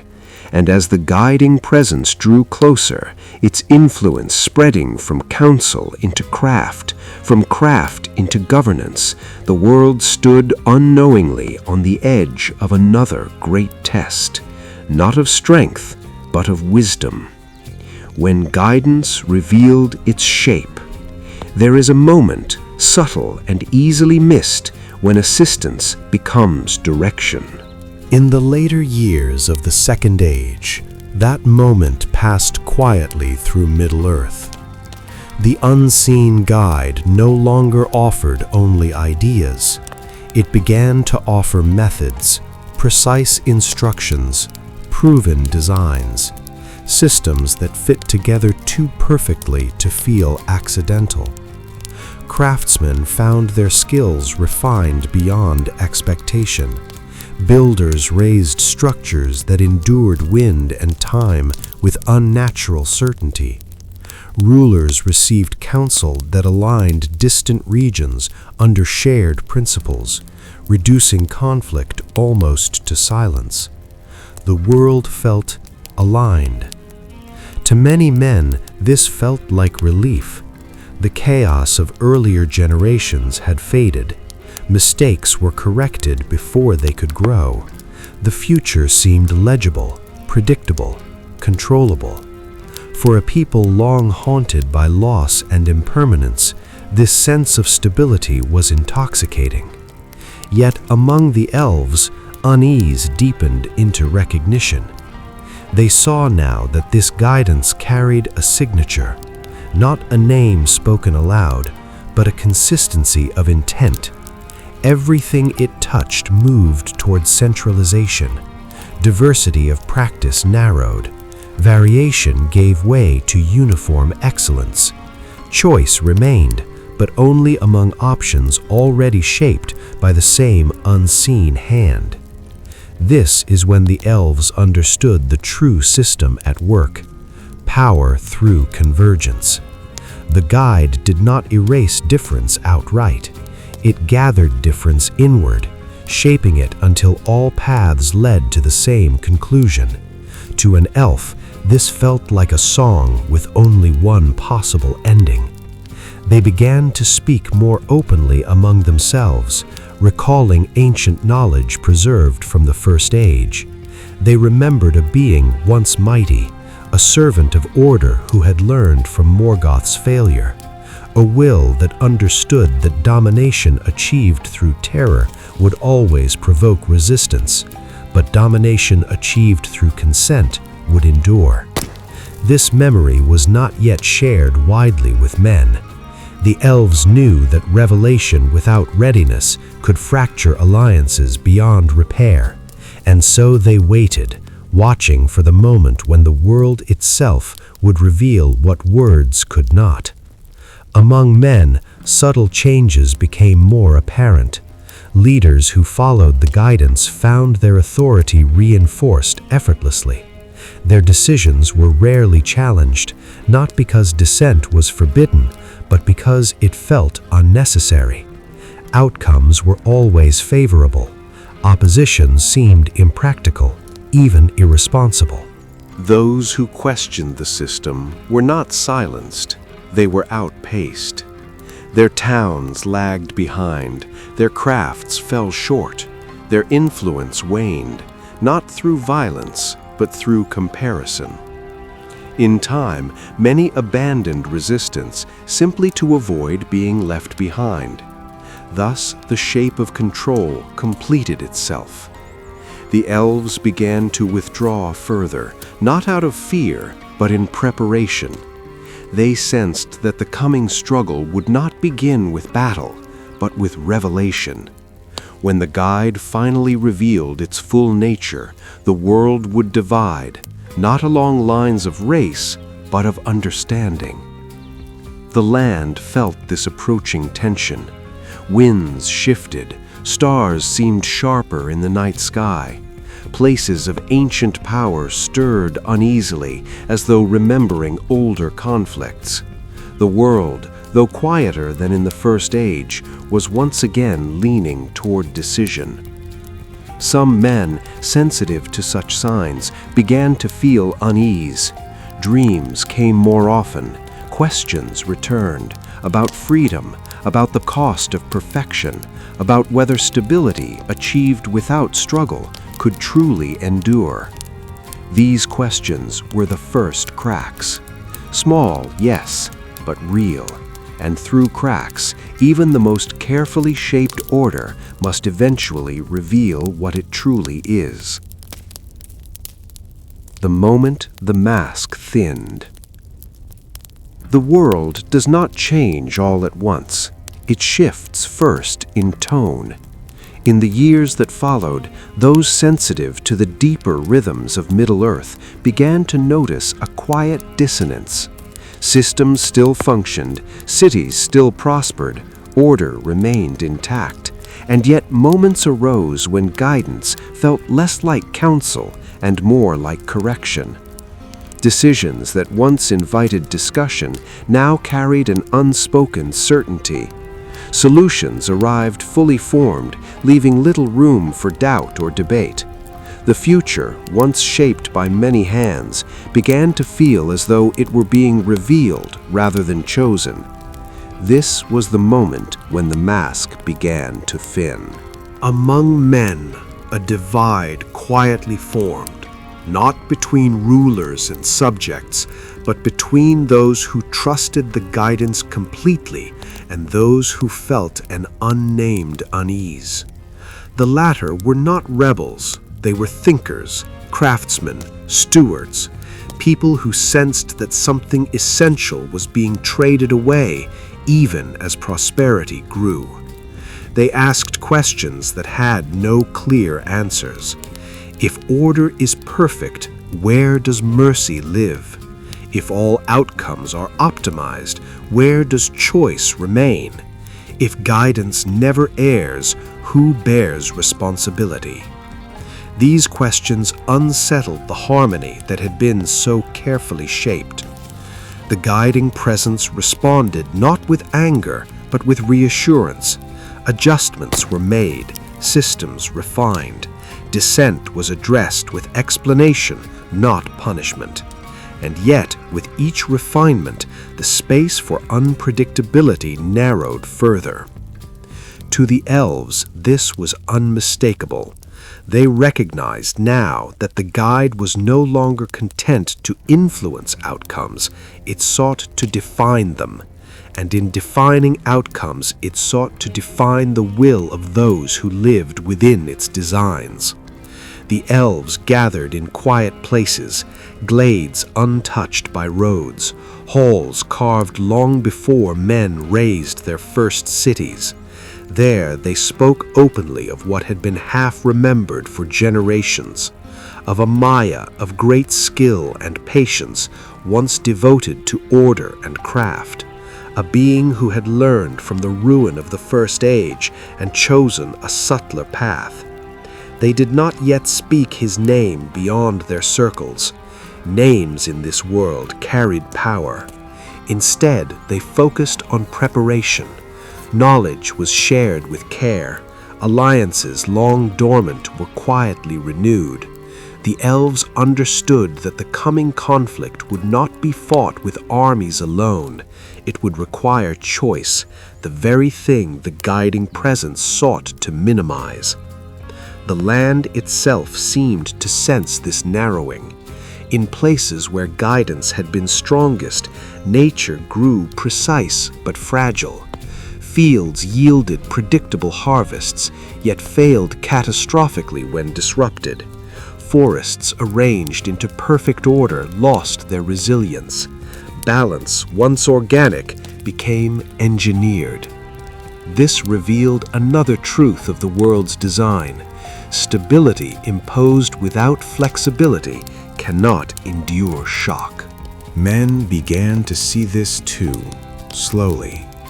A drought tested systems built for abundance. A dispute exposed laws too rigid to bend without breaking. In each case, the guidance responded swiftly, correcting outcomes, but never addressing the deeper cause. For the first time, some men wondered whether the guidance feared uncertainty. And if it feared uncertainty, what else did it fear? The First Age had taught that open tyranny invites resistance. The Second Age was teaching a more dangerous lesson, that comfort can quiet vigilance more effectively than fear ever could. The mask was not yet removed, but it was no longer seamless, and across Middle-earth, in quiet conversations and restless dreams, the world began to remember an older truth, that freedom, though fragile and imperfect, was the only soil in which hope could truly grow. When remembrance became resolve, there is a point at which memory can no longer remain passive. For many years, the elves had remembered quietly. They had watched, preserved, and endured. But as the guiding presence grew more precise, more confident in its shaping of the world, memory began to press inward, demanding action. Not war, not yet, but truth. Among the elves, names long kept in careful silence were spoken again, first in private, then among trusted circles. They did not speak them as accusations, but as acknowledgments, pieces of an old pattern finally aligning. The guide's patience, its love of craft and structure, its aversion to chaos, its belief that harmony must be designed rather than discovered. All these traits pointed to a will once known, a Maya of great skill, a student of order, a being who watched Morgoth fall and learned not that domination failed, but that it had been applied too crudely. The elves understood now that the world was not facing a return of the past, but an evolution of it. This realization did not come with panic. It came with clarity, and clarity, among the elves, always led to careful resolve. They began to act in small, deliberate ways, not by opposing the guidance openly, but by preserving spaces beyond its reach, places where choice remained messy, where tradition varied, where stories were told differently depending on who remembered them. These were not strongholds, they were sanctuaries of unshaped life. Meanwhile, among men, the cracks widened. Those who had long felt unease began to speak more openly, not in defiance, but in concern. They noticed that decisions made under guidance increasingly lacked human weight. Loss was calculated, risk was minimized, sacrifice was optimized. Something essential was missing. They remembered stories of the First Age, not as distant legend now, but as warning. They remembered that even victory against Morgoth had required uncertainty, courage, and loss freely chosen. A world without risk, they began to suspect, might also be a world without meaning. This was how resistance took shape in the Second Age, not as rebellion, but as insistence on imperfection. Some men chose to step away from the most refined systems. They accepted slower progress, less certainty, more disagreement. These communities were smaller, less prosperous, but they felt alive in a way the larger cities did not. The guiding presence noticed. It did not respond with anger. It responded with concern. It adjusted again, offering improved models, gentler persuasion, clearer benefits. It sought not to crush divergence, but to absorb it. This was its greatest strength and its greatest vulnerability. For in trying to incorporate all variation, it revealed that variation itself was something it could not fully control. Choice, once exercised consciously, resists refinement. The elves recognized this moment as pivotal. They reached out, carefully, to those men who questioned the guidance not from fear, but from principle. These meetings were rare and quiet. No banners were raised. No alliances declared. Knowledge was shared slowly, framed not as warning, but as context. The world had faced this kind of will before. It had survived, but only by choosing uncertainty over imposed perfection. The land seemed to lean toward these exchanges. Old places stirred. Ruins remembered their purpose. Winds shifted as though carrying fragments of older songs. Middle-earth, though changed, was still capable of response. The Second Age was approaching its moment of naming. The guide could no longer remain merely a presence. Its influence had grown too complete, too coherent, too intentional. Soon it would have to step fully into the world, not as a helper, not as an advisor, but as what it truly was.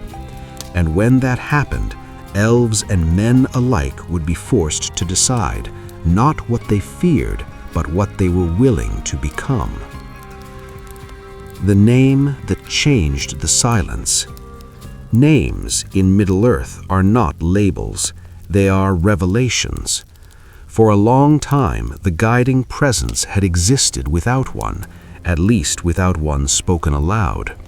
It had moved as counsel, as craft, as improvement. It had shaped outcomes while remaining just beyond recognition.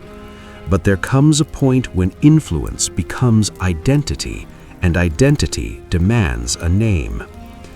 That moment arrived quietly. Among the elves, the name was spoken first, not shouted, not proclaimed, but breathed into the air of ancient halls where memory itself seemed to listen. It carried weight not because it was feared, but because it was known. Sauron, once a Maya of Aule, devoted to craft, structure, and the beauty of things well made. Once a being who loved order not for cruelty's sake, but because chaos offended him. He had watched Morgoth fall and understood what his master never had, that domination achieved through terror shatters itself. Sauron did not wish to break the world. he wished to complete it. This truth, once named, reframed everything. The elves understood now that Sauron's guidance had never been random. His love of systems, of harmony imposed through design, had shaped every city, every law, every craft he touched. He did not see himself as a tyrant. He saw himself as a healer of a wounded world, one who would remove uncertainty, error, and waste. To Sauron, freedom was inefficiency, and inefficiency was suffering. Among men, the name spread more slowly. At first, it arrived as rumor, carried through conversations that hesitated before forming conclusions. Some rejected it outright. The guidance had brought prosperity. How could it be the work of a shadow? Others felt a chill of recognition. The name gave shape to a discomfort they had never been able to explain. This was not the darkness of Morgoth. This was something more intimate. Sauron did not demand worship. He did not raise cities to inspire fear. He offered solutions, and in doing so, he invited men to surrender not their lives, but their judgment.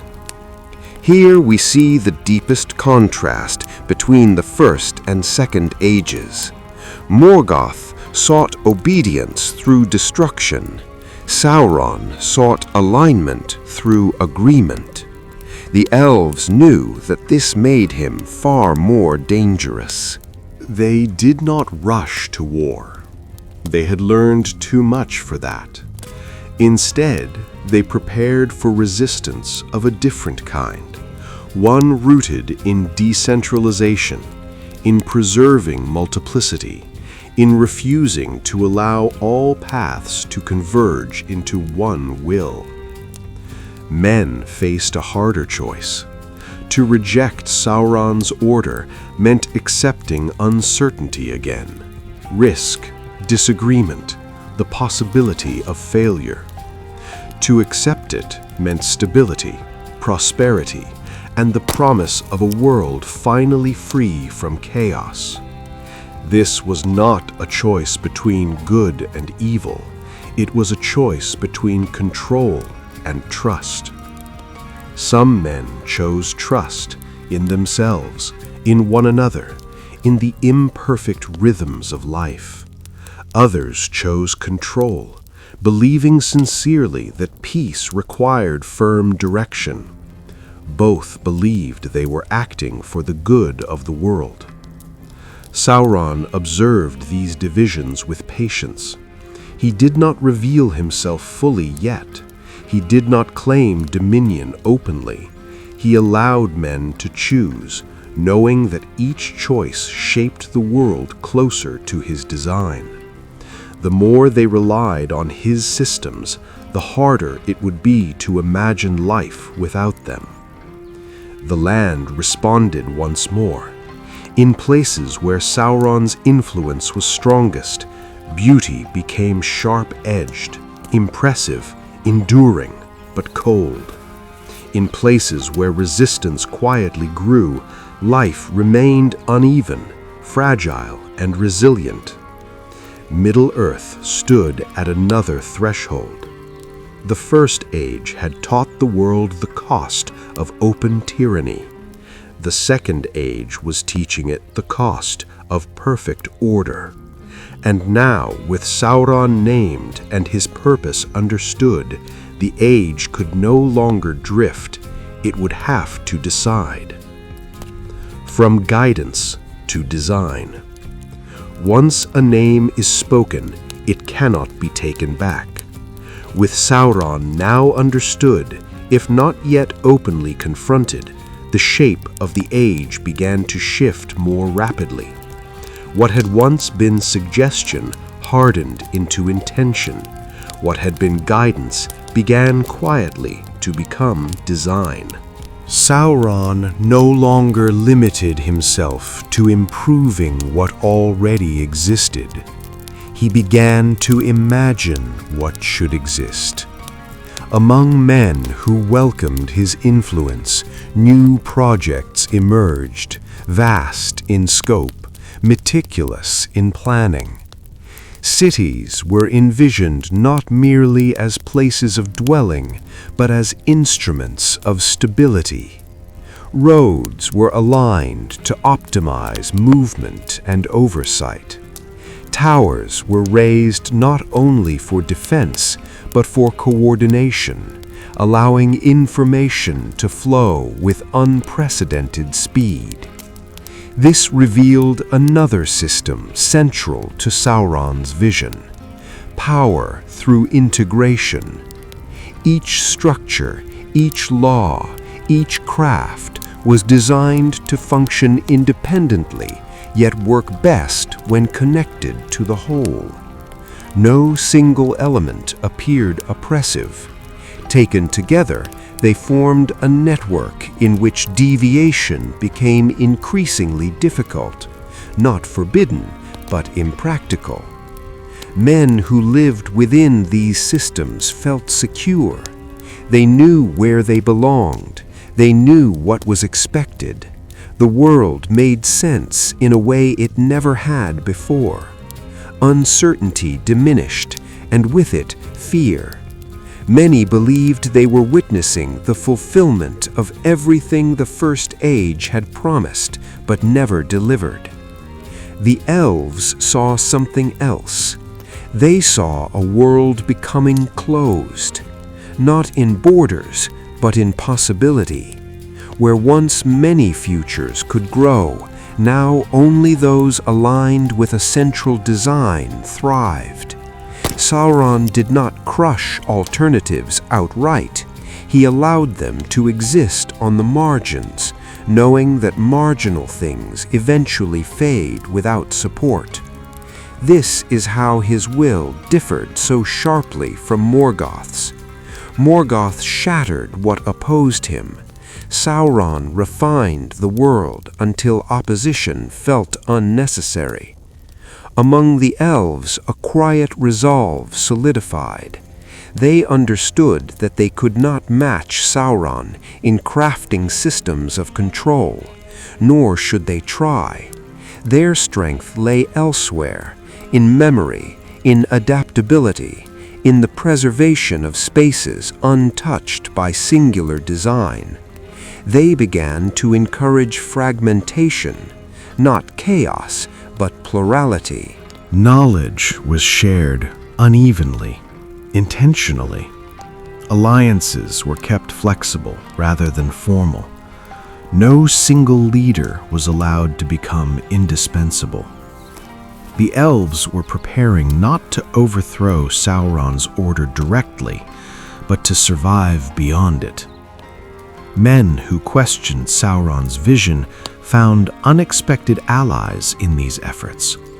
Elven counsel, when offered, no longer took the form of instruction.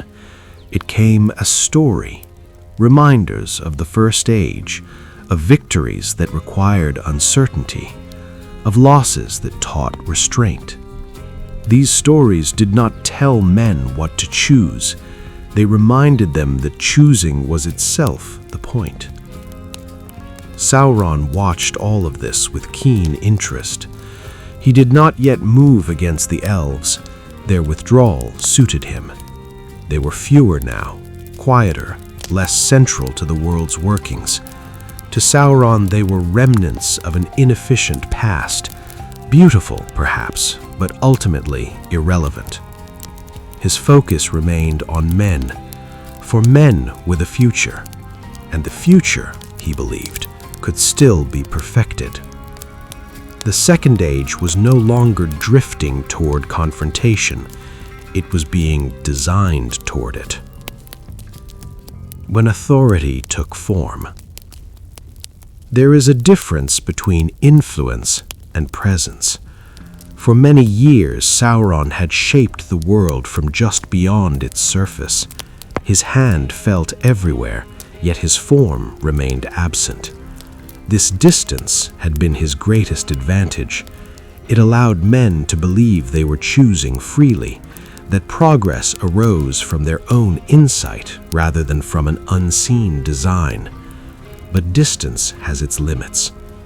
As his systems grew more complete, as cities aligned and laws harmonized across wide lands, Sauron understood that guidance alone could no longer sustain the order he envisioned. A structure so vast required a center, a place where design could be refined, where intent could be anchored, where authority could finally take shape. And so, slowly, he stepped closer. Not as a conqueror, not as a god, but as a figure of presence. Among men already accustomed to his influence, this arrival felt natural. He appeared as one who understood them deeply, who spoke not of domination, but of responsibility. His words carried weight because they reflected truths men already believed, that the world needed unity, that chaos was wasteful, that suffering could be reduced through proper design. This was how authority emerged in the Second Age, not imposed from above, but crystallized from below. Men gathered around him not out of fear, but of recognition. They saw in Sauron a clarity they admired. He did not deny their mortality. He promised to give it meaning. He did not erase struggle. He promised to organize it. Elves, watching from afar, felt a quiet grief.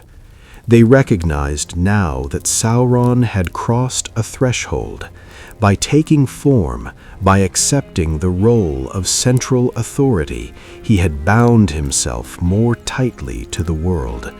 His power would grow, but so would his dependence on the structures he created. This was a risk he accepted willingly, for Sauron believed that once order was complete, the world would no longer need to resist him. The lands nearest his presence flourished in visible ways. Roads were safer, resources were distributed efficiently, conflict declined. Many men who had once struggled to govern now found their burdens eased. They spoke of a new era, not of tyranny, but of stability finally achieved. Yet beneath this surface harmony, something subtle shifted. Decision-making began to flow upward. Local judgment gave way to centralized approval. Innovation still occurred, but always within boundaries defined elsewhere. Men found themselves increasingly consulting rather than choosing. This did not feel like loss. It felt like relief. And relief, once accepted, is rarely questioned. The elves understood that the danger was no longer potential, it was present.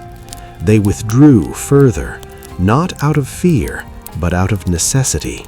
Their remaining realms became places of deliberate imperfection, paths twisted rather than straightened. Laws were spoken rather than written. Authority remained diffuse, shared, and sometimes inconvenient. These choices were intentional. They were preserving what Sauron's world could not tolerate: unpredictability, mercy, and the freedom to err.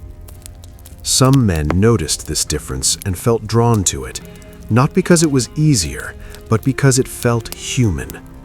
These men became bridges between fading elven wisdom and a world increasingly shaped by singular design. Sauron allowed this, for now. He believed time itself favored him.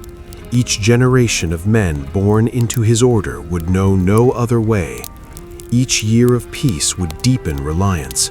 Resistance without open conflict to justify it would seem irrational. And so the Second Age moved forward under a calm sky. Not darkened by war, not lit by freedom, but held in a balance so precise that even the world itself seemed uncertain whether to accept it or to break it. When devotion replaced doubt. At first, devotion did not announce itself as such. It grew quietly, like a habit formed without intention. Men spoke of Sauron's presence with gratitude rather than reverence. They praised his insight, his patience, his tireless attention to the workings of the world.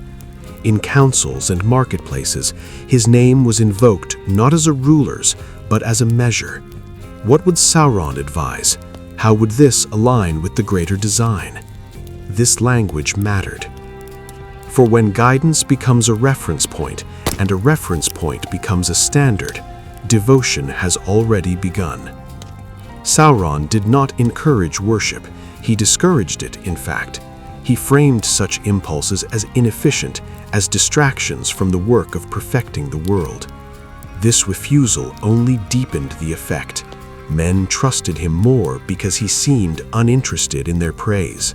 And trust, once given freely, binds more securely than fear ever could. The structures he had designed now shaped daily life so thoroughly that they faded into the background. Roads guided movement, laws guided thought, crafts guided labor. None of these were cruel, all of them worked, and because they worked, few questioned the cost. This revealed another subtle system at play: dependence through reliability. When a system never fails, people stop imagining alternatives. When outcomes are predictable, risk feels irresponsible. When authority proves consistently correct, doubt begins to feel like stubbornness rather than wisdom. The elves watched this with a sadness that ran deeper than anger. They remembered an age when men asked questions not because they lacked answers, but because they valued choice. They remembered leaders who bore uncertainty with courage, who understood that imperfect decisions were still their own. Now they saw men deferring not out of weakness, but out of comfort. This was harder to oppose. For how do you argue against peace? How do you warn against stability? How do you name a danger that feels like safety? Among men, a few voices still asked quietly whether something essential was being lost. They noticed that disagreements resolved too cleanly, that grief was processed efficiently, that justice arrived swiftly, but without mercy. These were not failures of the system, but they were absences. The elves, when they spoke, did not condemn, they told stories. They spoke of the First Age, not of its battles, but of its uncertainty, of councils that lasted through the night, of decisions made without assurance of success, of courage born not from certainty, but from commitment.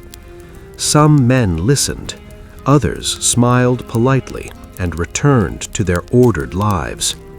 Sauron observed all of this with calm assurance. He had no need to rush. Each generation raised within his design would find it more natural than the last. Resistance would grow quieter, not louder. Eventually, even the memory of alternatives would fade. Yet there was one thing Sauron could not fully account for: the world itself. Though shaped and refined, Middle-earth still carried echoes older than any design. There were places where Sauron's influence felt thin, where systems faltered, where unpredictability returned without warning. In these places, life resisted optimization. Crops grew unevenly, paths shifted, people argued, and sometimes found truth in disagreement. These places were fragile, but they were alive. The elves guarded them quietly, not with walls or spells, but with attention. They understood that the future of the world might depend not on overthrowing Sauron's order, but on ensuring that something remained beyond it. The Second Age was approaching its quiet crisis, not a clash of armies, but a moment when devotion would harden into necessity, and necessity would demand surrender. The cost of certainty. There comes a time when peace begins to ask for payment. It does not demand it loudly, it does not threaten, it simply presents itself as a reasonable adjustment, a small concession made in the name of stability. And once accepted, it becomes the foundation for the next request. In the later years of the Second Age, men began to feel this weight. Sauron's order had brought security beyond anything their ancestors had known. Famine was rare, borders were calm, disputes were resolved swiftly and cleanly. Life, for many, was good. And yet, the smallest acts of independence began to feel inconvenient. Local customs were encouraged to align for efficiency. Regional laws were adjusted for consistency. Personal judgments were reviewed for fairness. None of these changes felt oppressive on their own. Together, they formed a quiet narrowing. This is where certainty revealed its cost. Men found that fewer decisions truly belonged to them, not because they were forbidden to choose, but because the correct choice had already been identified. To decide otherwise required explanation. To persist required justification. And justification, over time, became a burden few wished to carry. Among the elves, this moment was recognized immediately. They had seen it before, in themselves. Long ago, elven realms had nearly stagnated under the weight of their own perfection. It was only loss, exile, and pain that had forced them to change, to adapt, to rediscover humility. Now they watched men approach the same threshold, but without the long memory to recognize it. The elves spoke more urgently now, though still softly. They reminded men that wisdom was not the absence of error, but the willingness to live with it. That mercy required space for failure. That courage could not exist in a world where outcomes were guaranteed. Some men listened and felt fear. For to step away from certainty was to invite risk. To question Sauron's design was to reopen wounds their parents had died to close. Stability had become sacred, not because it was holy, but because it was fragile. Sauron understood this fear. He did not dismiss it, he validated it. He spoke openly now of the dangers of regression, of how easily chaos could return if vigilance faltered. He framed his guidance not as control, but as guardianship, not as dominance, but responsibility assumed by one who could bear it. And many believed him. For Sauron had never lied outright. He simply defined truth in a way that left no room for contradiction. This revealed the final shape of his power, authority through inevitability. If the world could only function one way, then opposition was not rebellion, it was error. The elves saw that the moment of quiet resistance was ending. Soon the choice would no longer be between order and freedom. It would be between alignment and exclusion. Those who refused to conform would not be punished, but they would be removed from relevance, from protection, from the future itself. And so, in hidden places, plans were laid. Not for conquest, not for overthrow, but for survival beyond certainty. The elves preserved old routes, old languages, old ways of seeing the world. Men who still valued choice were welcomed quietly, taught gently, reminded that the world had once survived uncertainty and could do so again. The Second Age stood on the brink of transformation. Sauron's order was nearly complete. The free people's patience was nearly exhausted. Soon, a decision would be forced, not by war at first, but by a single defining act that would bind the world more tightly than any law or council ever could. The shape of a binding. Certainty, once established, seeks permanence. In the quiet years that followed, Sauron began to turn his attention from governance to continuity. Order, he understood, was vulnerable so long as it relied on presence, persuasion, and patience. Even the most refined system could fracture if its guiding will were removed. Time, after all, claimed even the most careful designs. And so Sauron asked a question no one else dared to voice. How can order be made enduring even in my absence? The answer did not come to him as inspiration, but as recognition. He had always understood the nature of power, not as domination, but as focus. To shape the world, one must concentrate intent. To preserve a design, one must bind it.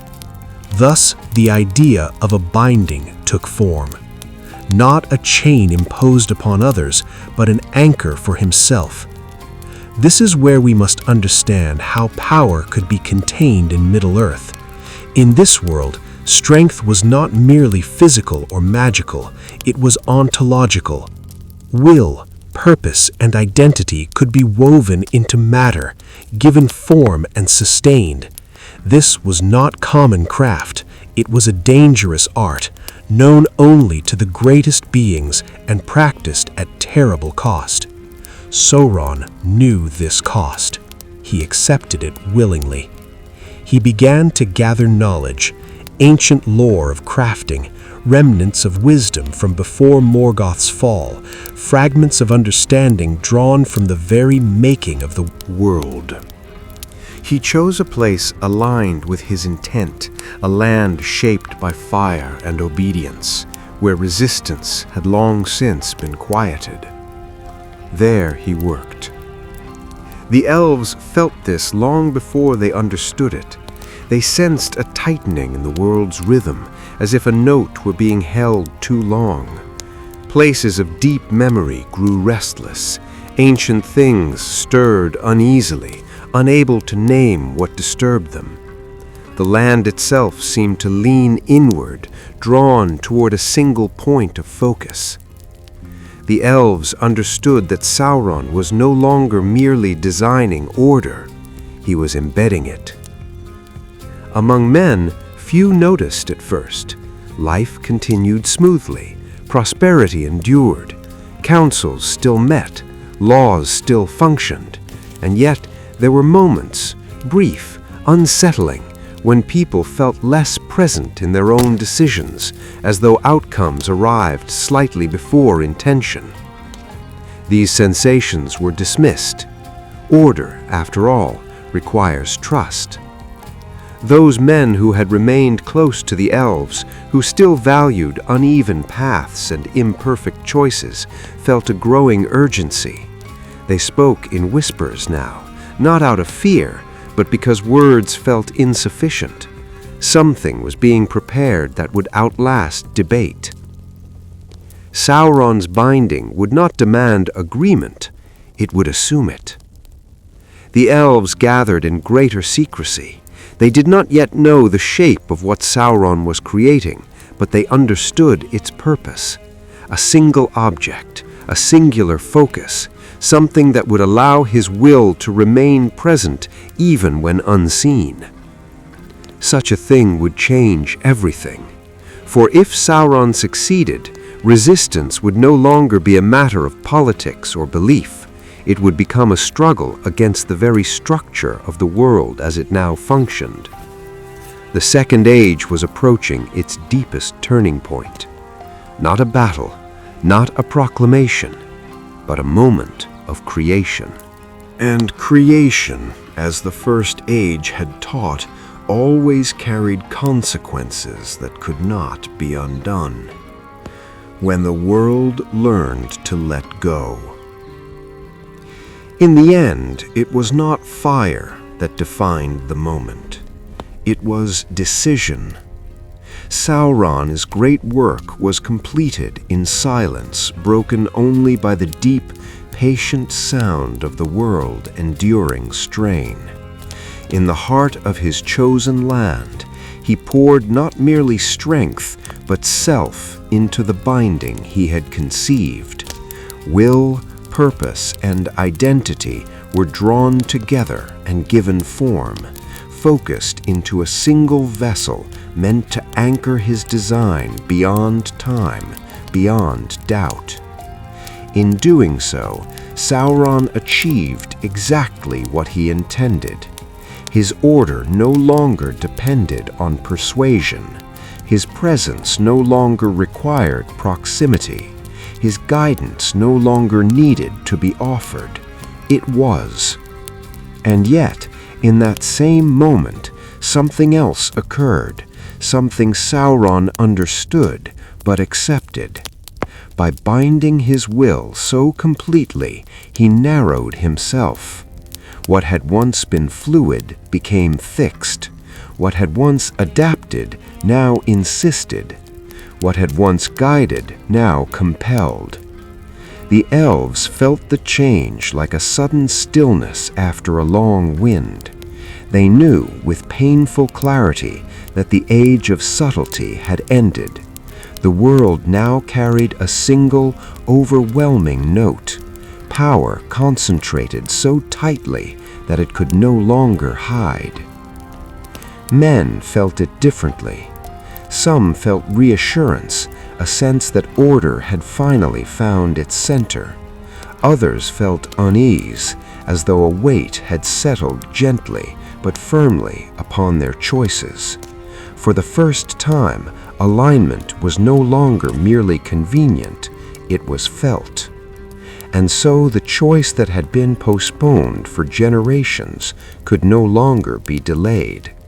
Men and elves stood at opposite edges of the same truth. The elves understood that this world, shaped now by binding and permanence, was no longer a place where they could fully belong. Their nature resisted singular design. Their memory demanded openness, variation, the freedom to change without end. Permission. Slowly, sorrowfully, they began to turn away, not abandoning Middle-earth, but loosening their hold upon it. They would remain as long as they could. They would resist where resistance still mattered, but they would no longer try to own the future. Men, meanwhile, stepped fully into it. Some accepted the order Sauron had made, believing stability worth any cost they could not yet see. Others remembered older stories of the First Age, of choices made without certainty, of courage born from risk rather than guarantee.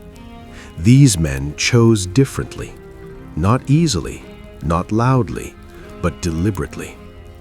Thus the world divided, not cleanly into light and shadow, but into paths. Paths of control, paths of trust, paths of endurance. The First Age had taught the cost of open tyranny. The Second Age revealed the danger of perfected order. And the bond between men and elves, the quiet, profound alliance that had once saved the world, did not break in anger or betrayal. It ended in understanding. They had walked together when the world needed it. They had endured what neither could have survived alone, and now they would carry those lessons forward separately, each in the way their nature demanded. The stars still shone, the land still breathed, and Middle-earth, wounded yet alive, continued, no longer guided by certainty, no longer shaped by innocence, but sustained by the fragile, stubborn hope that even a bound world could one day learn to choose again. This is how the first age of men and elves truly ends. Not with victory, not with defeat, but with the quiet knowledge that the world endures, not because it is controlled, but because it is allowed to change. And somewhere, beneath all ages yet to come, that choice still waits to be remembered.